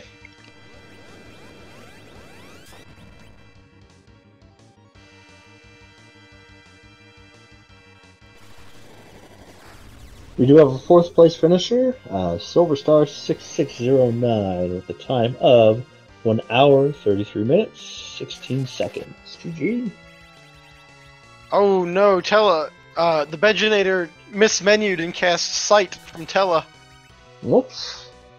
That's not gonna help. Well, yeah, he's trying his best to get to Tella's turn as fast as possible. He'll get the one Cure 4 off. Don't know if that's going to be enough. Oh, he's going to single target. Okay, I like it. He's going to try to re-nerf this Big Bang with another Silk Web. Yeah, and I think he's going to hopefully try to chain together Lifes and single target Cure 4s and hope that one character that he single targets survives the Big Bang. Edge isn't going to. No, Edge will not. Well, it's got nerfed, you never know.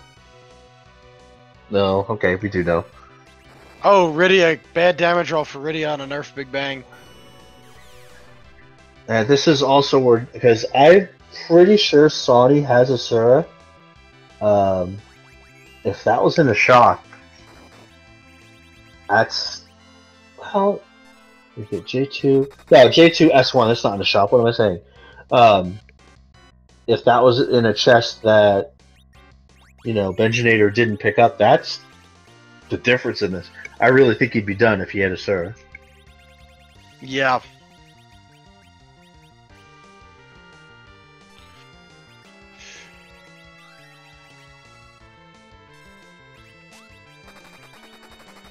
Alright, so just get Tella up. We're going to see another single target, probably on Edge.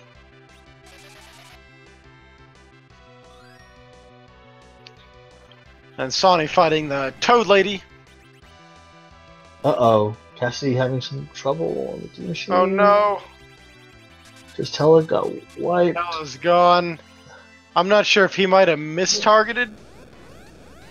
I've had that happen where Tella's spell time is too slow, then your physical attacker hits first. Oh yeah.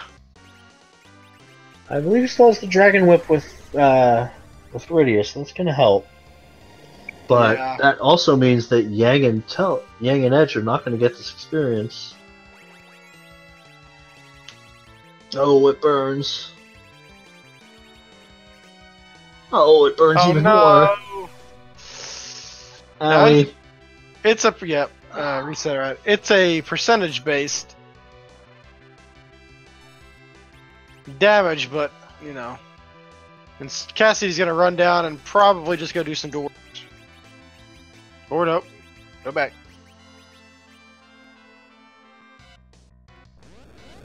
Oh, and Benjinator is grinding through this fight. Alright, so you got the Ether on, and then Tella's gonna hopefully get the life and the single target Cure 4 off. Oh, you know what? I bet Tella's weak missed. Because Supremacy in chat reminding us to putting Tella in the center ups his chance to hit his spells. So oh man, that's heartbreaking. I've seen Tella miss the life spell. How? It's rough.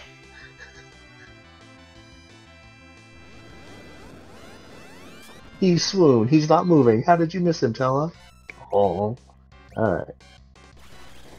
Oh. So that Big Bang, I think, does Edge survive this? He does. Cool. Got a nerf Big Bang. Edge's gonna life up. Might see another life on Kane. Or no, we're gonna go full power. Does Edge get another turn before Tella does? He might. I think, No. Oh, you gotta cure. Oh boy, if you have an elixir... He's gonna throw something on Zeromus to try to nerf this Big Bang. Yeah. Anything he has, he's gonna throw a Succubus. Yeah, that might be the only answer. That's the only way, at least, Edge gets through this, is if this counter nuke hits Tella. Oh, it didn't.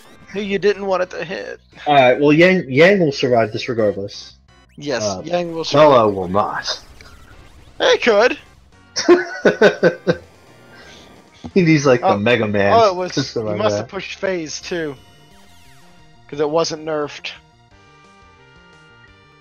Oh, that means he's pretty close. All right, if Yang gets a turn off, nope. All right, that's not too. Oh, he's gonna reset. I was gonna say that might not be too bad, because it would mean you'd have the shake turn and then Tella, but No. Answer question, chat. No, it's not possible for Big Bang to miss. I was just being silly. Big Bang, if I remember correctly, and there has been far more detail on this in the Discord. If you ever want to check that out, I believe Big Bang can hit either technically 9 to X amount of times, but it can't ever miss completely.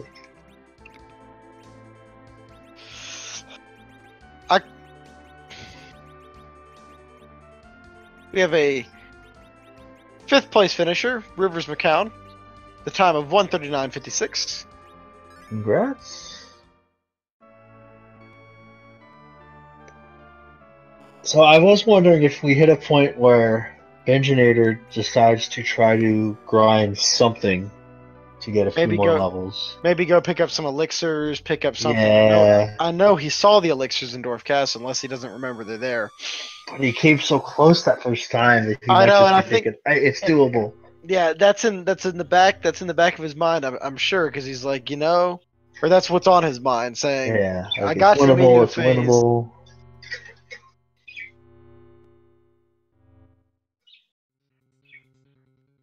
Yeah, that for his Alright. first attempt at Zeromus was just incredible. Yeah, But then that was it was superb. Just a little bit short. We do have a sixth place finisher, Dusty Dusty. Drift at an hour 40 minutes 47 seconds. GG's.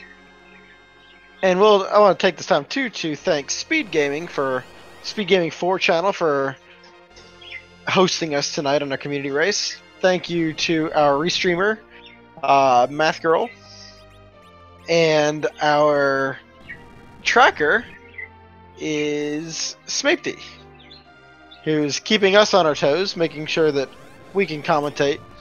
Ashura was in there was an Ashura in Sylph Cave, by the way. Oh, okay. Well, I these these two. Oh, I think Sonny already has one, but Yes. Pidge will be super happy to find that. And I think Sonny might have wrapped up the Sylph Cave by now. So I think is he going to? Did he actually pick up a Legend Sword? Which may seem like why would you get an Excalibur if you don't have a Cecil? But that extra dart. Ask Benjinator if he'd like to have a second Excalibur.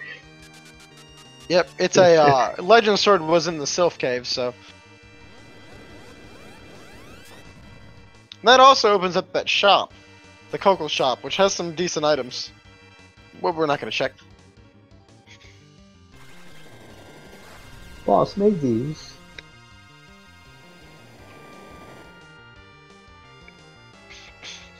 It'd be funny if that was where Tier 3s were gated in S1.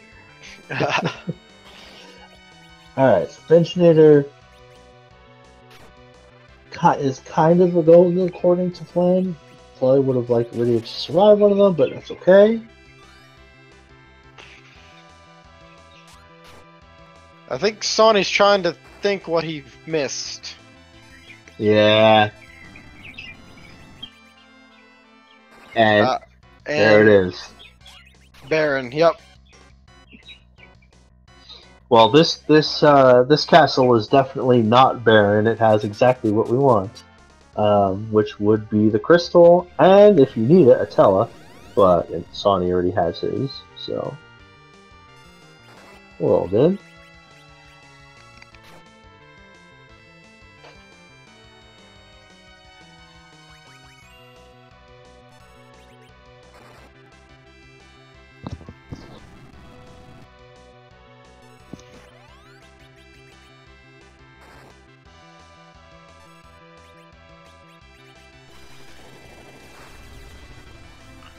Oh no, Benjinator. Ah, that was okay. Well, extra bot. Oh, but we're gonna get a counter nuke, and yep. Yang will probably not survive. All right. Well, Edge might get a life off on Tella, and Tella should get a cure for 4 off on. I would imagine he's probably gonna single target Edge. But we'll see. Oh, Ether first, that makes sense. Ooh, Edge, okay. You may life to Yang. We have Baka Shinobi finishing in 7th with a time of 1 hour 44 minutes 12 seconds. Oh, he's gonna get the Cure 4 off and get Yang. So we got Yang and Kane up. And at this point, he's not going to worry about nerfing it, knowing that Tella's probably just going to eat this. Try. Oh, okay, and you know what? Doing that with Tella is a good idea, because if he was too slow, Tella would not have been alive to do that. Right, that was a smart play. Donatello's gonna die, but Yang's gonna stay alive. Yeah, Yang and Kane will not eat nearly as much. Well, Kane will eat nothing. He's in the air. Alright, so probably a life potion immediately.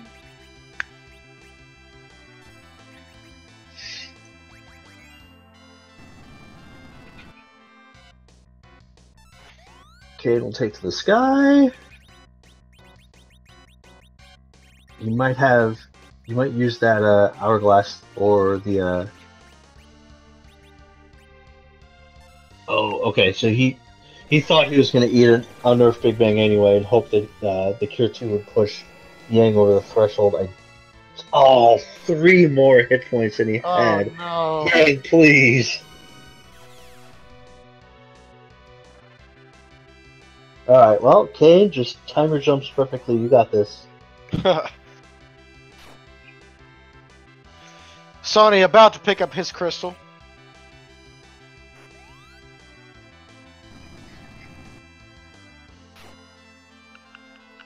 We do have Dragus finishing in 8th with a time of 1 hour, 45 minutes, 47 seconds.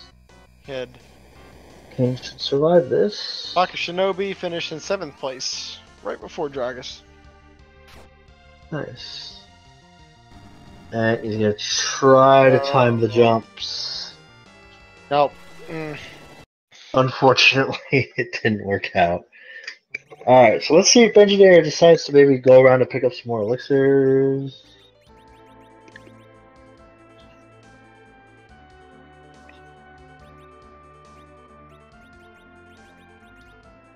Yeah, try to use Rydia as an anchor now. And Sonny finds his crystal.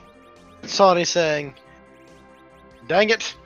And I'm surprised he traded it for the 2 crystal swords. You could have sold that for a couple of elixirs. Yeah. And that's kind of necessary. Yeah, because I would say necessary. He's got Asura, so that will help quite a bit. I'm not sure if mid 40s it might be doable. I wouldn't try it.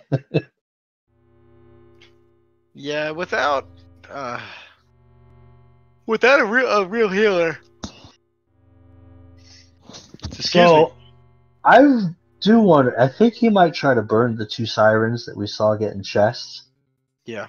I wonder if it's worth the time to go through the cutscene, the flight cutscene, and use these on 2 King Ryus, considering you're already in the mid 40s and you could probably handle the fight. So that's the difference between getting 2 68s and 2 180s. Right. I think Cassidy's going to go for it. Or go down, at least.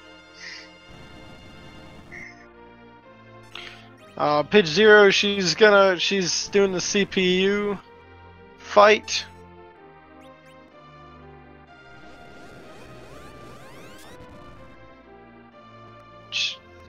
The levels are pretty good, so... Yeah, it shouldn't be too One bad. annoying thing about this fight is that you might think, oh, just Bahamut, and then you're fine. The spot is so fast that getting your characters up and healing them before the percentage-based mazer goes off can be kind of tricky.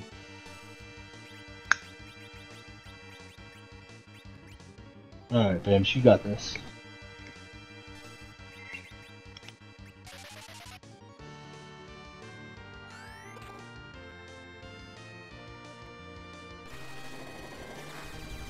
Alright, first Big Bang, and... Should be nerfed. Did we get a nerf? Yeah.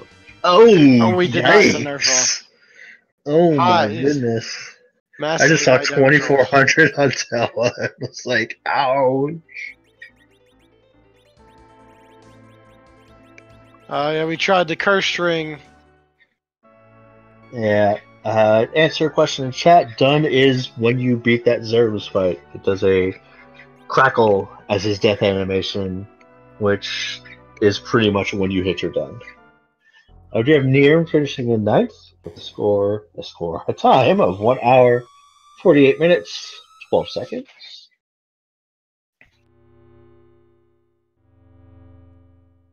And we're seeing how tricky of a fight this Zeramus can be when you don't have everything you want, like a Right. Rosa or even a Fu. Yeah, this is where Cure 3s would have been nice.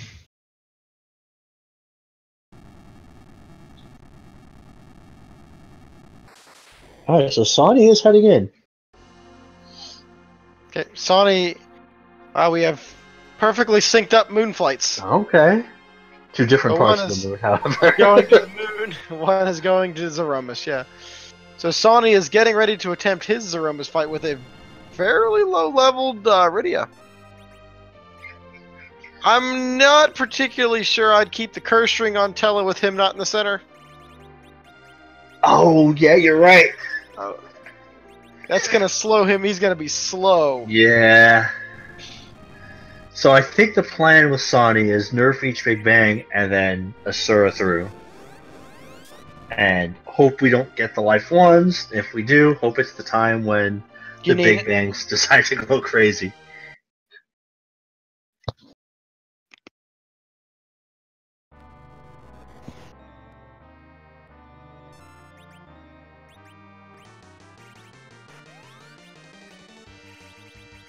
Alright, so Cassidy, I think, might have just wanted to check the Hummingway shop.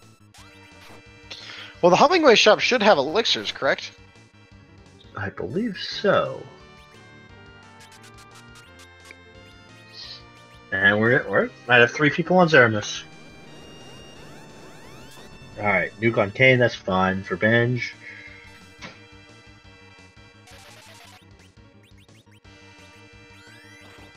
Edge, yeah, doing Bahamut is the cast time is so long that it's hard to have that hit right in the spot where you know it's going to nerf a Big Bang. Right.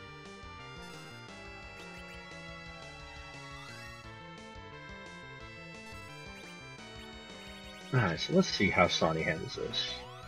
He does have a few Bokkai. He does have a couple box ones, yes, so that'll help.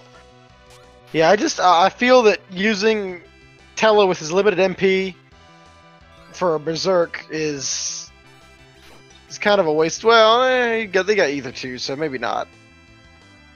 And Sonny's going to try to preemptively cast Asura, but he was a little too quick with it. Yeah. Fortunately, it was the life one, so got that out of the way now. Yep. But I don't think this is going to be a nerf Big Bang. So unless he gets the... Rydia's going to have problems with this. She's trying to run away from it. Maybe it won't hit me. Oh, ow. He's not going to get the... No. Yeah. Yep, ouch. So we're going to lose all but Yang and possibly Edge. Hopefully he remembers to switch Tella into the middle slot. Oh, Sonny, reset out. Yeah, you gotta put Tella in the middle slot if you want that curse ring to be. Yeah. Ah. No, okay, he's gonna put a protect ring on him. Alright, so he wants Tella to be useful, Tella. Yep. Quote, useful. Yes. Unknown availability, going 10th place. Score 1 hour, 51 minutes, 41 seconds. Cassidy Moan is just now transforming his first Zeromus. Nice.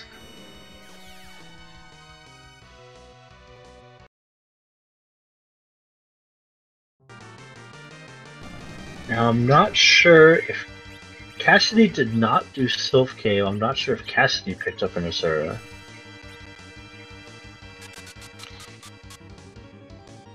Not sure. That's some low HP for Rydia.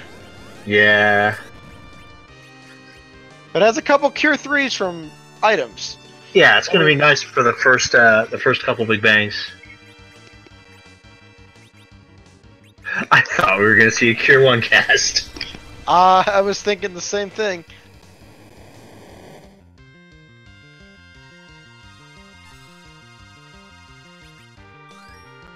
No, he does not. Alright, so he's going to have the same problem Benj has been having.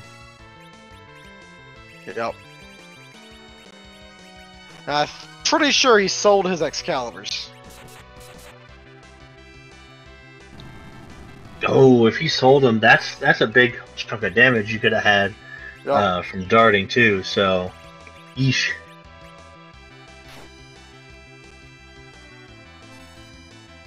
And I think this one might be unnerved. It's gonna be, yep. Now, I know Sawny's got Cat Claw on Yang. And I think the Benjinator doesn't have dual claws on Yang. He might be able to push a phase switch. No, here it is. Okay. And, Pidge is going to the moon. Getting baited. Unless she's gonna grind. But I think she's not gonna do Baron.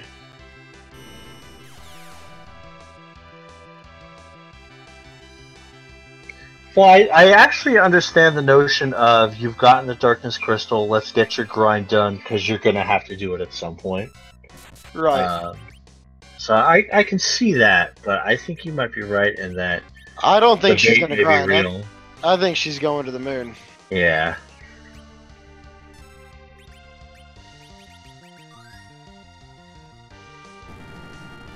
You just trying to keep it up with Cure 2's. I don't know if that's gonna fly. I think Bench had a good idea of just accepting. Oh, okay, good. Pidge is gonna grind. Relying on the single target heals, but yeah, okay. So Cassidy's gonna reset. Asura gives him the life on Sawney, which was great for Tella if you're a Tella fan. Bad if you're a fan of your party having HP. Cassidy's gonna roll and try to pick up a couple curatives. I think Pidge is looking in the trap chest on Giant to see what might be in there. And Sawney gets 2 life rolls in a row. Oh, bummer. Oof.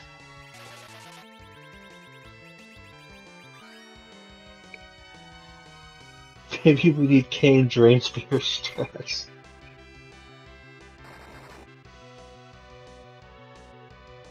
And a defense sword from that trap chest in the Giant. But she's gonna continue up, maybe? Nope. Gonna bail out. Oh, Sonny's getting... Yeah. Oh, she's close. I think she'll get the Asura off. Maybe. Maybe. Please don't be that. Is he gonna get the hat trick? Okay, I got the full heal. Oh yeah? Oh yeah. Nice. Oh, he's gonna start chucking the drain spears. Save one!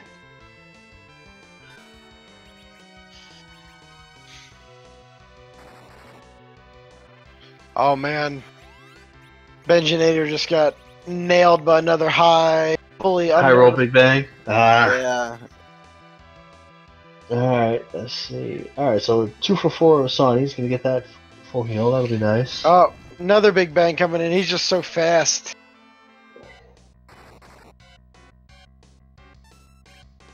So Benjinator's gonna opt to go possibly grind a little bit more.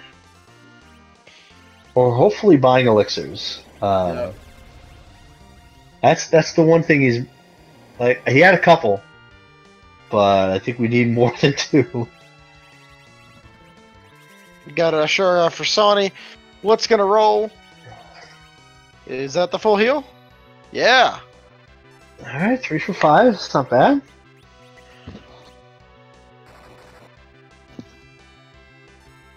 Pidge is taking out the industrial strength hair dryers. Yep. You can't live without them. I'm glad somebody else thinks that looks like a hairdryer, because that's exactly.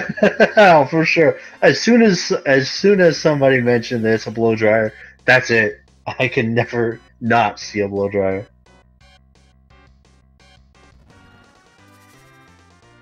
Bahamut says, "Nope, you've overheated." Benjinator found the Legend Sword. Well, He's doing some self-cave work. that will be Oh, I don't know about. Well, I guess you got to free up some room.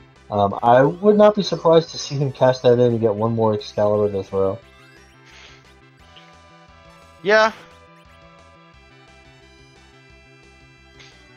At this point, he might be just looking for any extra edge. You can't have any extra edge. He's already got one. Yeah. Ha ha ha. There's that Drain Spear there would have helped Benjinator in his first attempt with Zeromus. Have that Drain Spear on Edge. I mean on Kane. I saw Sonny with 2 Drain Spears and 2 Drain Swords. I wonder if any of our other runners had actually tried that.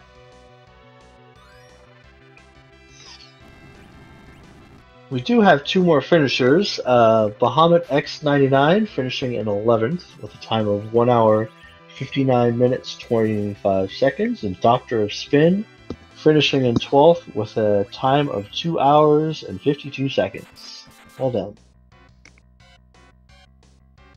I think at this point, if you say you finished this seed, congratulations. This was not an easy one. So Sonny's going to go ahead and take another big bang here. Ooh, that was a hard one. Riddy's down. Still might have time to pull off a life and get Nisser off. I'm not sure. Benjinator finishing off the Sylph Cave fight. Looking for more gear and pretty much anything to help him out. Ribbon on tail don't hurt. Oh, we got Meteor Phase on Sonny. Alright.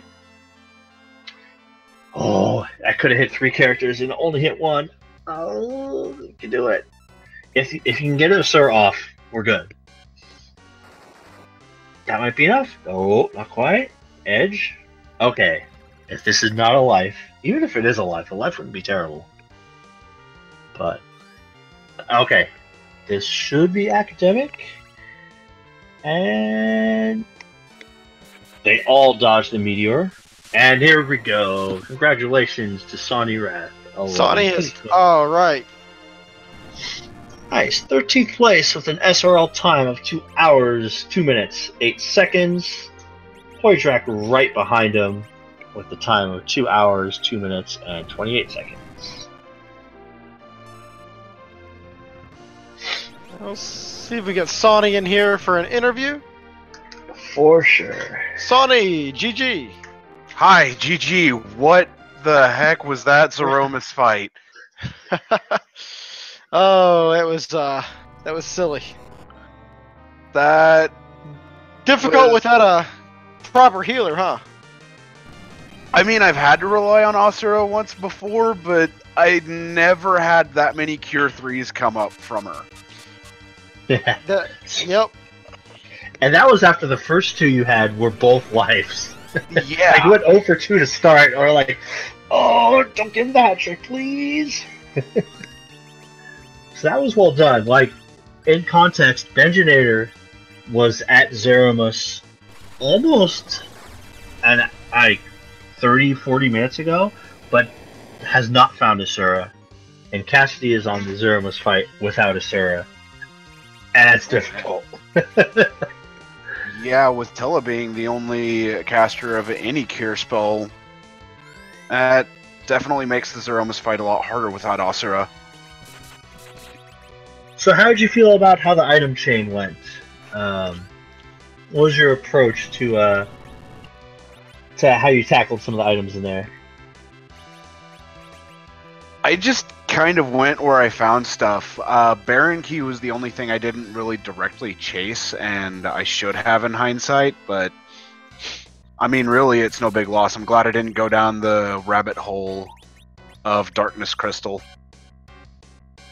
Yeah, that was something we were concerned about a little early on, was that if you didn't get the crystal chain, like one of the 2 chains that either got you the crystal or put you in the neighborhood, that if you get that Darkness Crystal and think, alright, I'm gonna, 9 chests and 6 bosses, that can hurt you, and that's actually the rabbit hole that Pidge fell in at the moment. So, anything else as far as how you felt about the characters you got, utilizing Tella in that fight? I was really happy to see both Edge and Yang. Kane, I mean, he's decent. He's got his utility, especially with being able to jump. He can get out of damage fairly easily if you time it well. Rydia, MVP of the seed since she was the healer, and then finding Tella with a Soma drop in my inventory was very nice since I didn't have to grind Rydia for Meteo. Yep. Very good. Right on.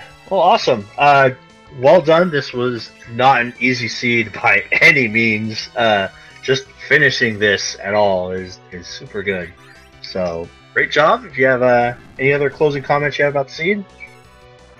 I mean, the seed was a lot of fun. GG to everybody that's finished and everybody that's working on finishing right now.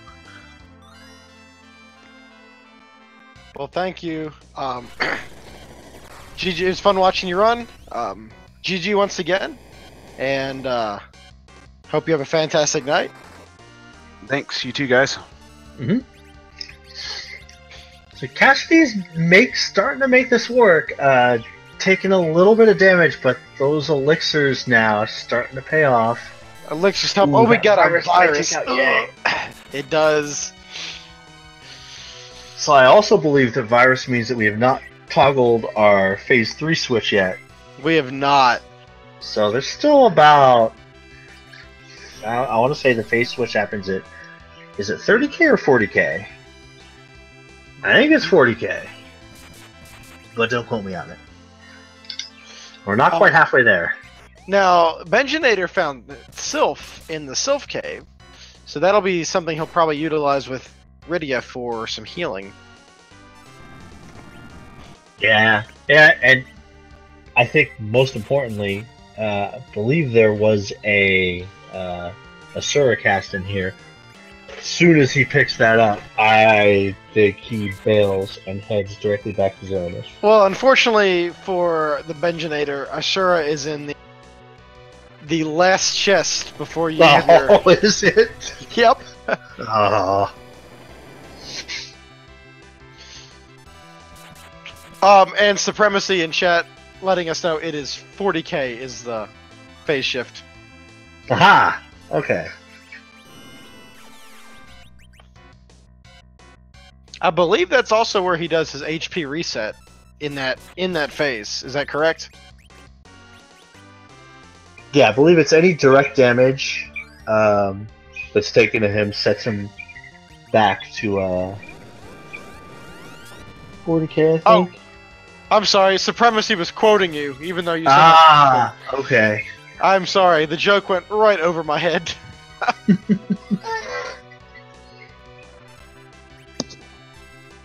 Alright, so Cassidy's still hanging in there, though.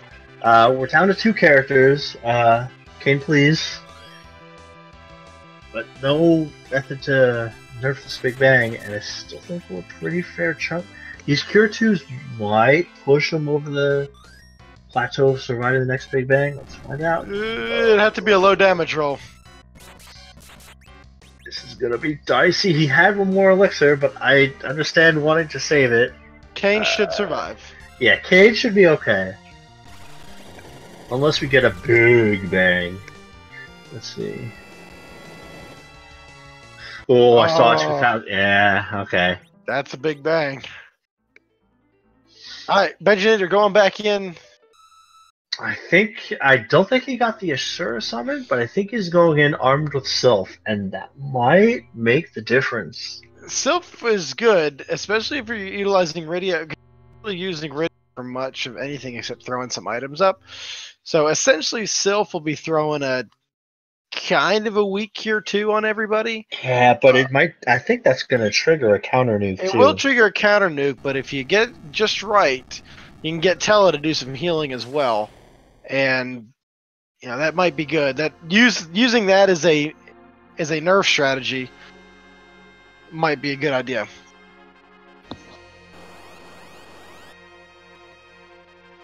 Alright, we do have one more finish. Looks like BG Rich finishing in 15th with a time of 2 hours, 8 minutes, 48 seconds.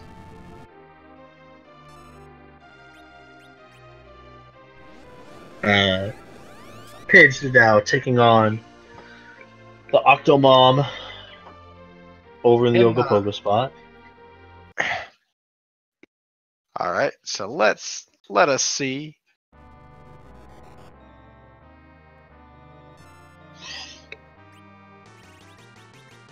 This is not a bad place to find this particular boss. Ogopogo spot can be pretty nasty.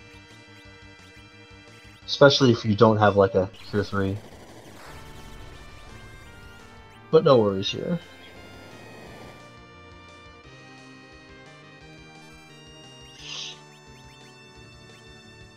Alright, so Benjinator, we have Rydia down. Let's see.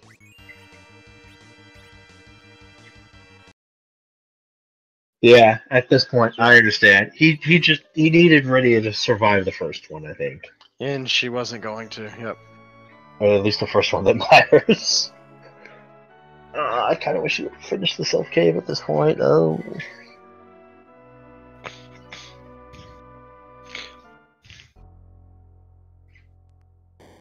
Alright, so over on Cassidy's side, let's see. Gets a counter nuke on Yang.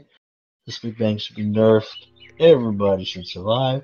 One nice thing about Pidge clearing off all this experience, clearing off all these chests, and with the 10 key items, we'll not have to do any sort of grinding here. Oh yeah, she's ready to go. In fact, we might have the highest levels out of just about any of our featured runners by the time everything is said and done. Yeah, Rydia's still kind of low, but she's gonna probably clear all the chests and boss spots on the moon. It's gonna take some time.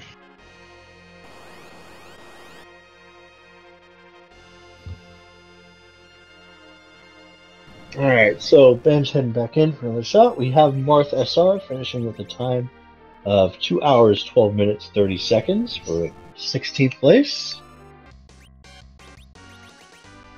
Let's see. Alright, Tella down a little bit on Cassidy's side. That's doing so much damage. Pidge Zero found a pink tail in the moon, so an adamant armor will definitely help. Oh, that is going to be a huge deal. I believe she does have a Shura. So if that's the case and you throw that adamant on Rydia, she is fine, ready to go in.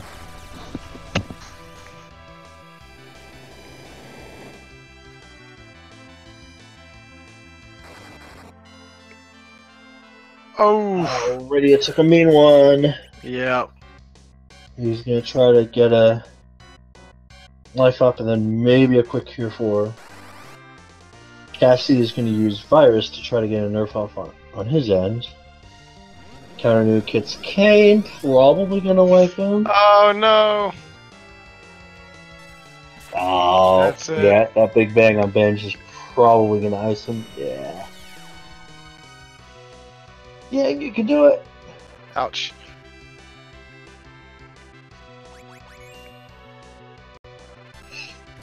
We have Penguinator coming in 17th, time of 2 hours, 13 minutes, 44 seconds.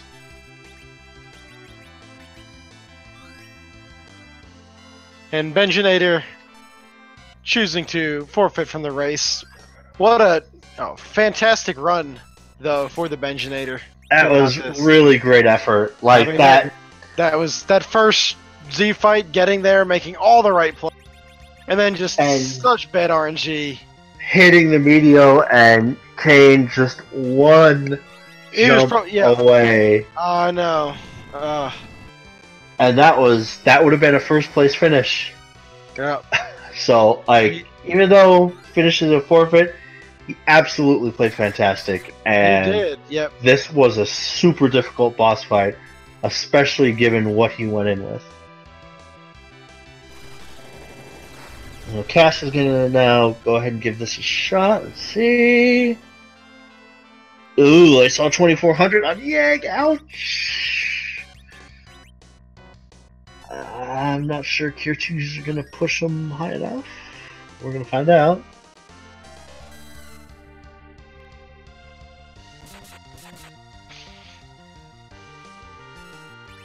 Does he decide to burn an elixir? He does. Okay, so Kane will be fine.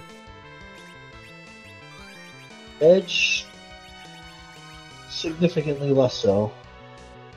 And here's the Benjinator. You know, I figured after 12 times, I just kind of added to that. So, for what it's worth, you were the first one on Zeramus by a mile, and on that Meteo phase, we're pretty sure you were one jump away from finishing the fight, and that would have netted you first place by about 15 minutes.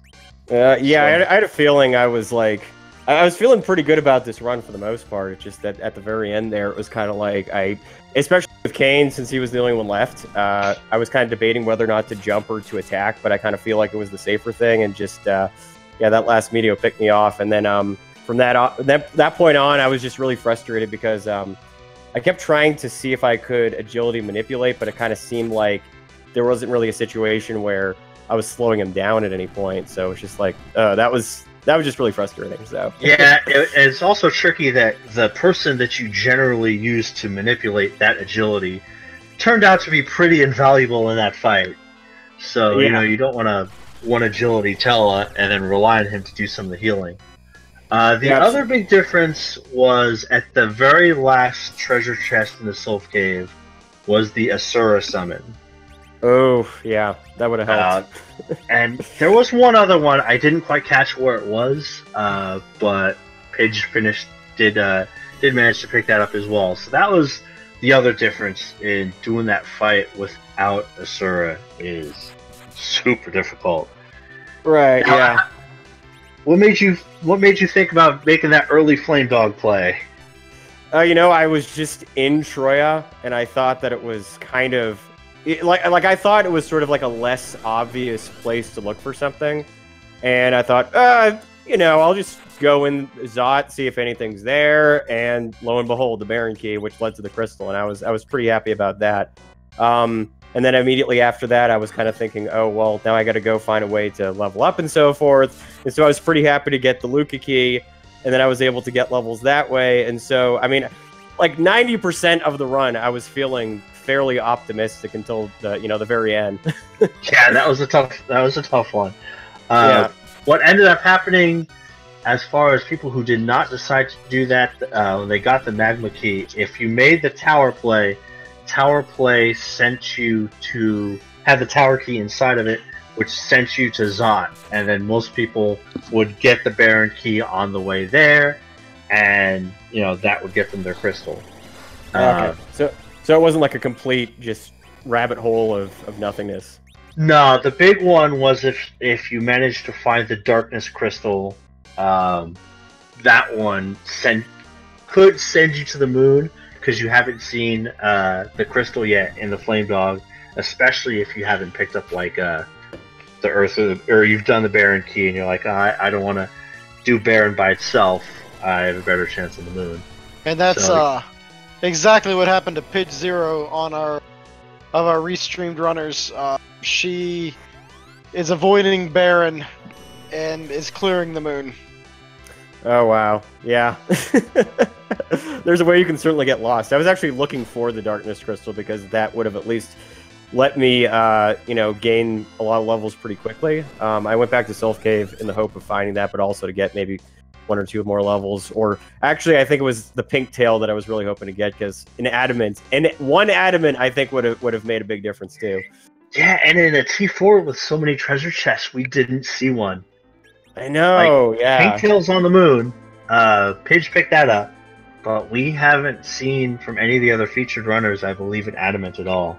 And now just seeing in IRC and in our restream that Cassidy Moan has chosen to forfeit the race as well. So yeah, this was a rough one. This was a tough one. This was, yeah.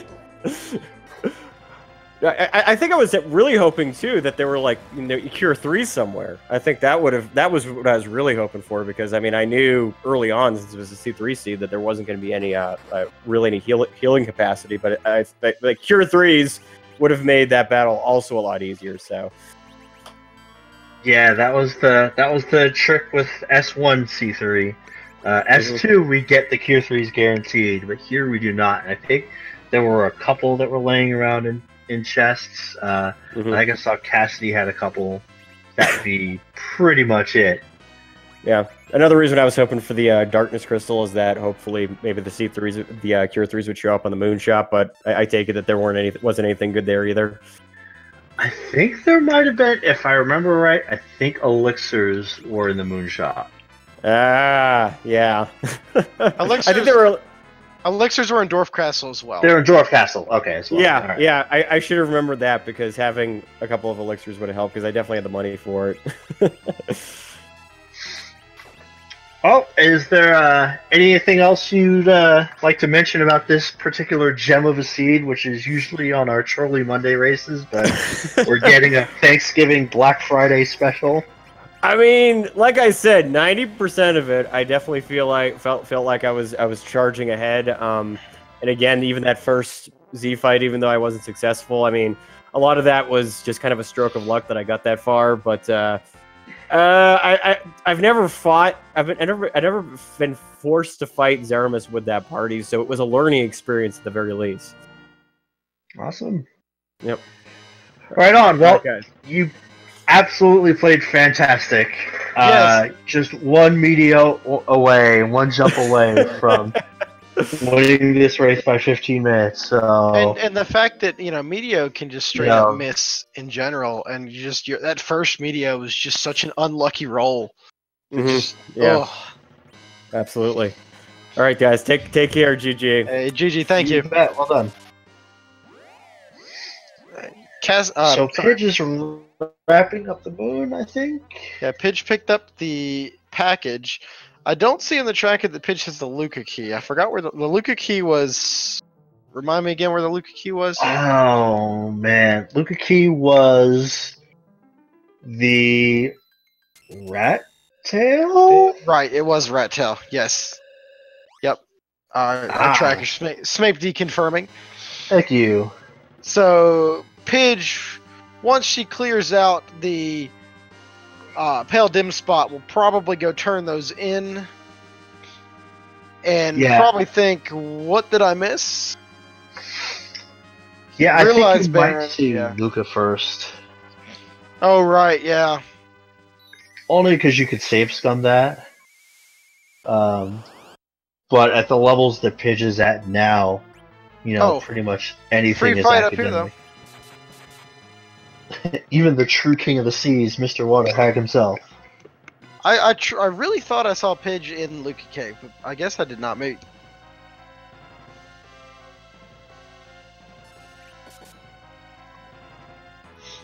So yeah, I think that's pretty much it as far as key items go, and Well, she'll definitely be ready. Experience for sure. Yang might hit his HP cap. Let's see, 18. See if Rydia does. I don't know what level Rydia's at yet. If she may have. Well, she's got about 2100 experience or 2100 hit points, so that would probably put her at around level Pretty 60 close. or so. Yeah. All right, so the moon is done, I believe. Minus a couple minus the trap chest. There we go. Ooh, the dragon ones are brutal. Lunar rays, a lot lunar rays. Heat rays are no joke. Nope. Got a dragoon spirit though, so that'll help a little bit. Do have Mecha Link coming in 20th with a time of 2 hours 20 minutes 57 seconds.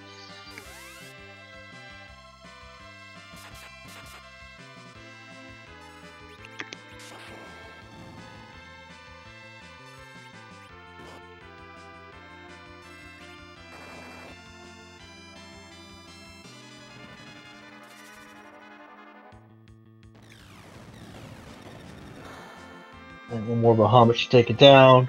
Wish you could life potion those red dragons. Sadly, you cannot life glitch them.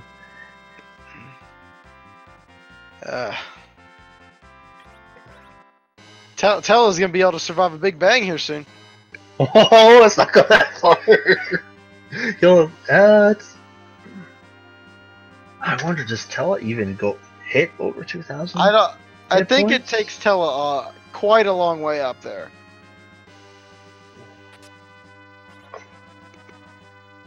Now, if you watched any of the, and I know Edward has fairly similar HP growth. If you watch yeah, go ahead. If you watch the Highway to the Zima Zone league, one of the races, which is I was commentating with. I remember that. One of our runners used they killed Edward off, did a grind, did one more grind fight afterward, and slingshotted Edward up to like level 70 something. Yeah, I remember Scratch Dragon pulled the level 73 slingshot on Edward, and he finished with like 3,200 hit points. Yeah. You're like, oh, Edward can do anything now. Great. I do believe it coined the term from Vitasia, actually, Swolward. Christ, he is no longer Deadward. Alright, so we got a behemoth fight here. It's a little annoying with the two casters. He's got Tella in the front row.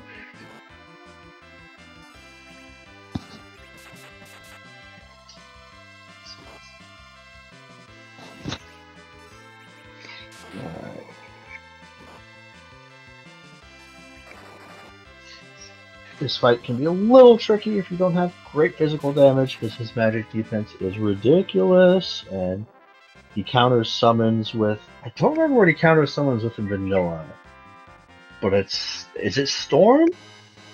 Which one, the Behemoth? Yeah. I don't remember. It's been quite a long time since I've played Vanilla Final Fantasy IV. Right? I've been especially with Final Fantasy Free Enterprise, I've gotten into these randomizers a lot, and I think someone came onto my stream the other night and just said, "Do you play regular games anymore?" And I said, "No, I don't."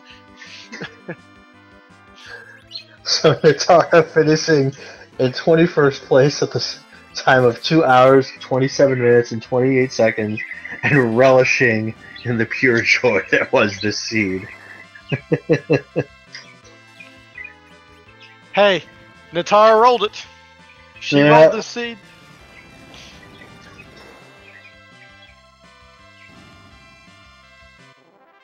Well, the Carry Warlock fight is going to get 113 experience.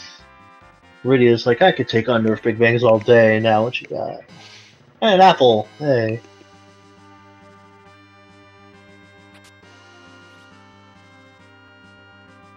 Just leaving that lightsaber behind, which it's actually got some good throwing damage on it.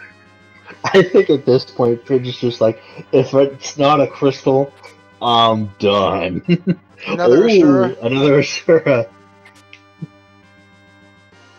Could donate that to some of the other runners. Oh, there's another tough chest.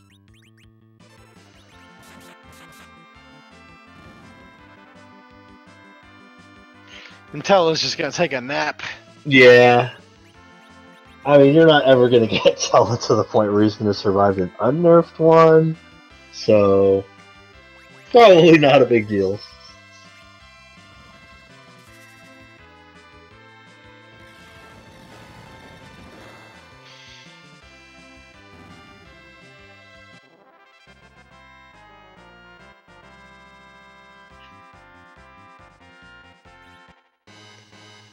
Just kind of goes to show what the difference would have been had we found, like, a Rosa. Right. Or a Fu. Yeah. This could have been like a 40-minute seed. We had go mode right off the bat. Instead, Tella brings the normal joy to our lives that he brings with all of his C3 glory. Oh, life staff. You're gonna want that. There you go. Yeah. Oh no, you got a life staff, you got a Stardust Rod. Yeah, you know. Just hold one in each hand, you cast all the magic. I guess you can give a Stardust to Rydia and Life Staff to, well, or the Life Staff to Rydia. You know, that does Either lend an way. interesting question that I don't know the answer to. Maybe does the heal? Not that it matters because it's when it rolls correctly, it's always going to be a full party heal. But does the value of the heal on Ashura scale off of Rydia's intelligence? That I am not sure. So while we're watching the chest clearing action, if you are not familiar with this randomizer or this community, definitely check it out. Linked in the chat is the Final Fantasy IV Free Enterprise VODs from races, the Discord, which is an unbelievable community. I joined up this summer and have been just absolutely hooked. I cannot get off of it. And there's a link there to get started. Final Fantasy IV FF4FE.com. You'll need the ROM. You got to get that yourself. We can't help you there. But everything you need to get started is on there. And it is truly the gift that keeps on giving, as this seed has demonstrated.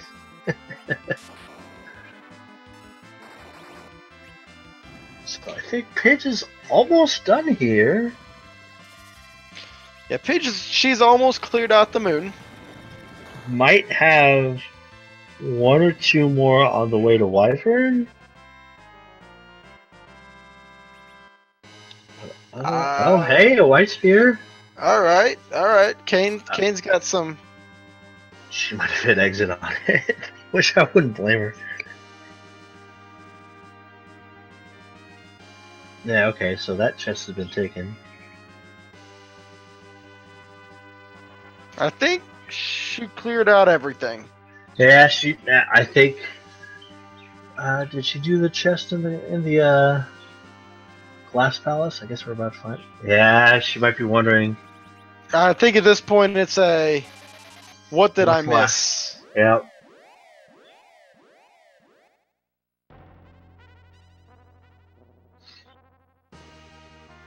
Now, her party is super swole at the moment. Yes, her party's ready. He's like, bring on Zeramus, Neo Zeramus, Neo X Zeramus, all of his cousins. I got them. Just give me a crystal. And, oh, is she heading there? Oh, right. Oh, it's the north. So, there you go. Sadly, big whales cannot land in sand. The sand must do something to its engines. I don't know. Yep, gonna go in and pretty much just destroy the castle. Obliterate the castle. Yeah, like Rydia just cast Bahamut on the entire castle. There's a crystal in the wreckage. Sorry, Cecil. Yep. Bill me later.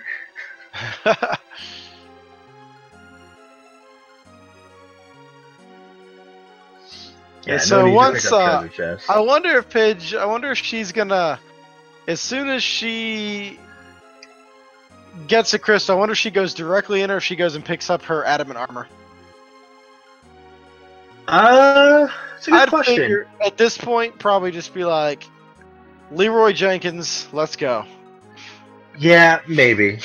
I think at 2,300 hit points, like Rydia is the one character that you think it's gonna kind of make the difference on. Tella might actually survive an unnerfed Big Bang with the Adamant if he's around like 1,400, but the chances are still pretty. You'd have to get a low damage. Yeah. You'd have to get pretty darn lucky. And even then, like, for all the good Adamant does, and while its physical defense is absolutely broken, its magic defense doesn't make you completely invincible to all magic. Right.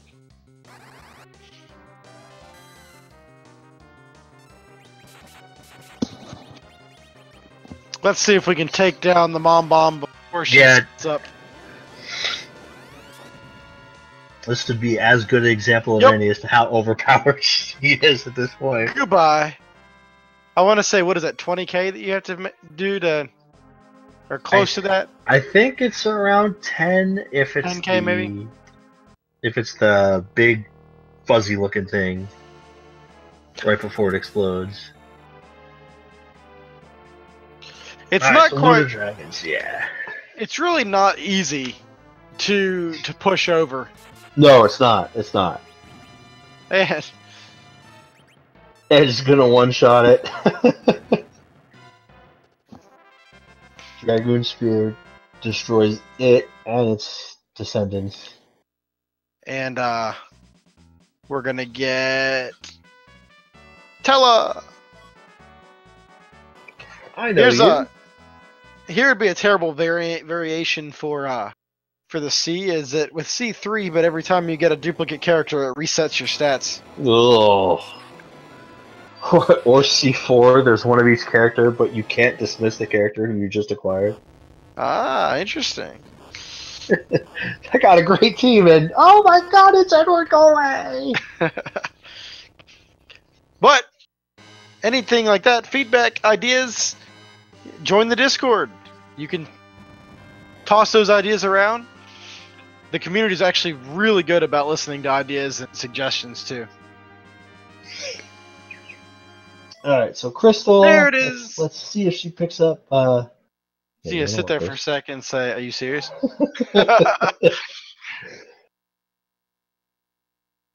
And let's see if she picks up the adamant. Let's see if she picks up the crystal.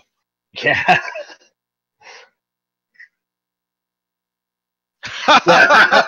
Yes. That's about right. Oh, that feeling. I know that feeling well. Oh, that's great. I love it.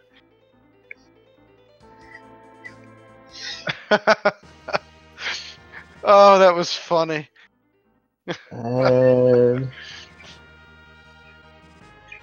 Now,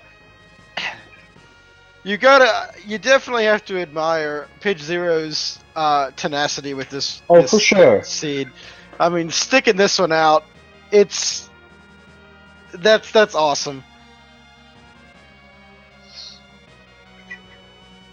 And it's also like one of those things that can be so heartbreaking. Like, I've had the Baron Key available to me this entire time. I could have done it an hour ago. Right. I didn't. Yep. Gotta pick up her admin. It happens. Let's just keep on keeping on, you know?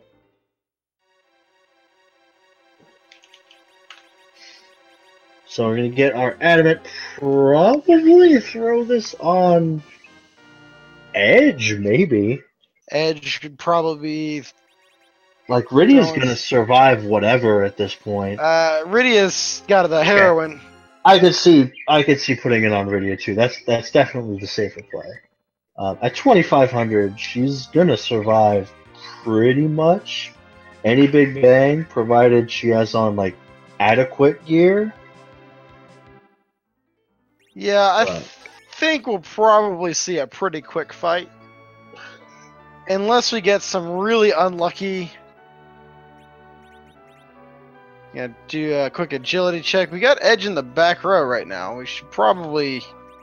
She might have back row glitched him with the full moon. That is true. That could be. Nobody said a really great spot. I think Rydia is the closest without going over at 44. Or closest without going under, really. Yeah, you don't want to go... Yeah, over is fine. Under is the bad. Now, 28 is usually our magic number. 14, 28, 42. Yeah. But it's better to be over than under, as you said.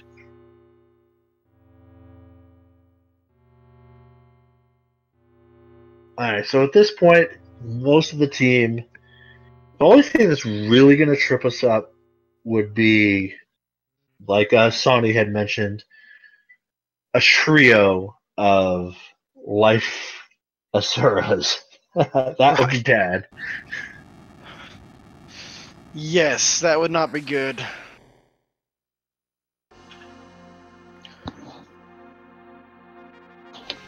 I do believe Pidgeotto, I think she also has Sylph. Yes, I'm pretty sure she has everything in the game. I think she's 18 out of 17 here. Yeah. So, use Crystal, here we go. Now, even being so high level, this is still not a trivial fight. No, it's not guaranteed. It's lots of stuff can happen. I mean, it sure can be unlucky. Tella's probably still wiping at any Big Bang that's not nerfed. In this fight, usually Tella goes down at anything stiffer than a breeze, but we'll see. Yeah, good call there, nerfing that Big Bang, or especially throwing the slowdown. Tella eats the counter nuke. I don't think you might see him res, but maybe not right away. Oh wait. Right, because if you res him here, he probably eats this Big Bang.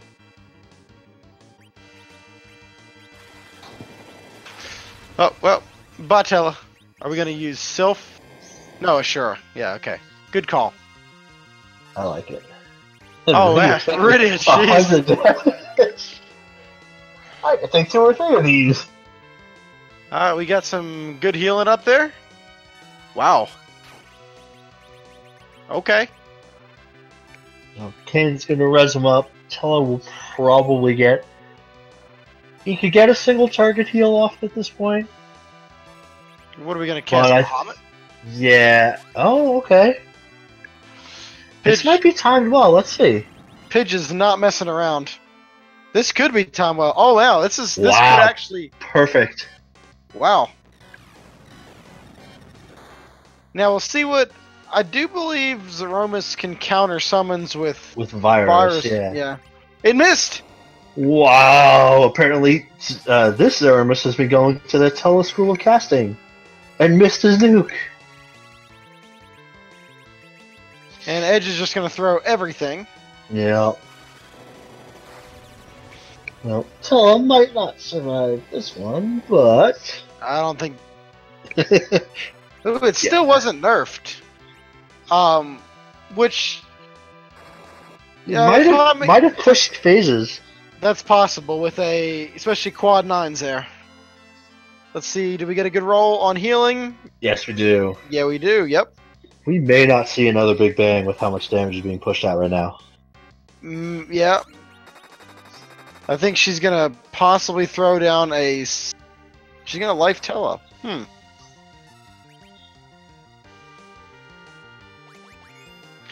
You think she's trying to get Tella to Berserk Edge? Yeah, especially like if the pattern holds, this Big Bang would be followed by a black hole, so Tella would get but it wasn't. So that if nothing else should signify the phase switch. So if Tella's just gonna live to hopefully Berserk, and that's about it. Yeah, I'm pretty sure we're about to push phase. Should be a meteor phase pretty quickly. That's the second time the Bahamut has been timed perfectly like that. That's really well done. Unfortunately, as a virus counter, it's not going to nerf. Yep. But everybody's levels are so high, this should shake us off. Oh, yeah. Yeah, Riddi's fine. She laughs at the finish. It's really helping.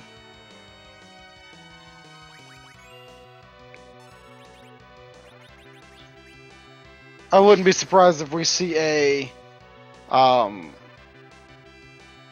meteor phase right now? Yeah, that's what I was gonna say. Yeah, meteor phase. Does Tella dodge the meteor? He does! For an old man, he can sometimes be surprisingly agile. And if this hits... Oh, it's life. Next meteor could take out 3 characters, but I don't think we're gonna see it. Oh, Tella, finish it off, Tella. All right. Oh, yeah, And get the Pit job Zero done. finishes with an official SRL time of 2 hours, 44 minutes, and 34 seconds. And we'll get, think we can get Pidge in here for a quick interview. I definitely want to congratulate her on tenacity of sticking this one out.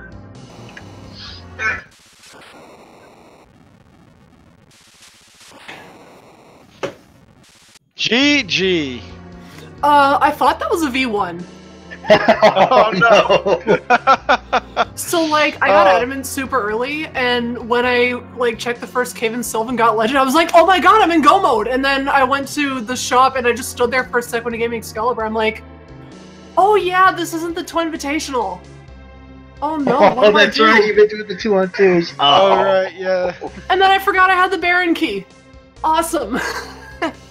That's what we were wondering. We were like, did she forget that she has the Baron key, or did I she didn't do it? completely Yeah. forgot I had the Baron key. Where was it actually? That's why I forgot. The Baron key was in the Flame Dog chest in Zot. Oh, so I could have been done like an hour ago. Which, and that's what a lot of people did, is they found the Baron key on climbing Zot, did Zot, and since it spits you out right at Baron, they just rolled right in. But That would have Yeah. been the smart thing to do, not the Pidge thing to do. Yeah, but that Zeramus fight was not easy. It claimed quite a few victims because not everybody had Asura. So Oh yeah, that's right. And Asura, like every time except one, I got the full cure, and that was awesome. Like that was a really easy fight. well, that was awesome sticking that one out. Yeah, I didn't just want to like forfeit when I'm the last one on the stream. That'd be kind of lame. It was. We loved your OMG. yeah, that was really good. Hilarious. That was great. Yeah, I just sat there staring at the screen for like 5 seconds. I'm like, there's only one thing I can really do in response to this. That was So you funny. were pretty efficient as far as like taking the items out and getting your key items at an early rate. You were one of the first people, I believe, to hit 10 key items right behind, I think, Benjinator. So you, like, as far as efficiency, you played pretty well. It was just the Baron key. Yeah, like if I hadn't A, thought that was a V1, and B, forgotten the Baron key, I think I could have done okay. But Yeah. if I'm sure there's plenty of what ifs that could happen. I mean, I'm sure if I was like a little better at routing, maybe I'd get a better time. Who knows? Well, did you have any last thoughts about the seed before we let you go? It was a really seed. It was. It was a really seed. Awesome. Well, appreciate you sticking it out. You did great, and displaying the K-Fall had mentioned, displaying the tenacity to stick it in there, or stick it out and make sure that you got the seed done, even with missing the Baron key. It was very admirable. Thank you very much. I just thought it was more funny than anything, honestly. But it's whatever. I don't expect to get like top 5 or anything. Well, what is it if you're not having fun, right? Exactly. That's why I joined the Twin Invitational. It's great, and I can't wait to watch some of that too. I haven't gotten a chance to watch that yet, so I believe we're having a match on Sunday. I think so. I'm gonna hopefully get in and help out a little bit of tracking at some point. So, Yo, awesome. Well, GG to you, and thank you, and Thank you for the commentary and the restream. Yeah. alrighty, have a great night. You too. All right, and with that, I think we are done. Yep, that does wrap it up. We do these community races every Monday and Friday. Monday at 6:30 p.m. Pacific, 9:30 Eastern. Friday at 4 o'clock Pacific, 7 o'clock Eastern. So if you are interested in running these races, by all means join us. It's super fun. Every seed can be a learning experience. Just ask anyone who ran the seed today. So if you're looking to get in there, there's a link in the chat as far as like getting acclimated with Final Fantasy Free Enterprise. Cannot recommend it enough. And I believe that's about it, unless you had anything else you wanted to add. Nope, that's it. Thank you all for being here, for sticking it out with us, and I hope everyone has a fantastic night. Once again, thank you to Math Girl 718 for restreaming, Smapey for tracking. Tracking anything K3 or K4 is definitely difficult, and you got to pay a lot of attention. So, thank you to him, and yeah, big time, big thank you. So, I'm PMAK Foul, and we're here with Flurry 14, and have a fantastic night, everybody. Thanks, guys. Have a great night.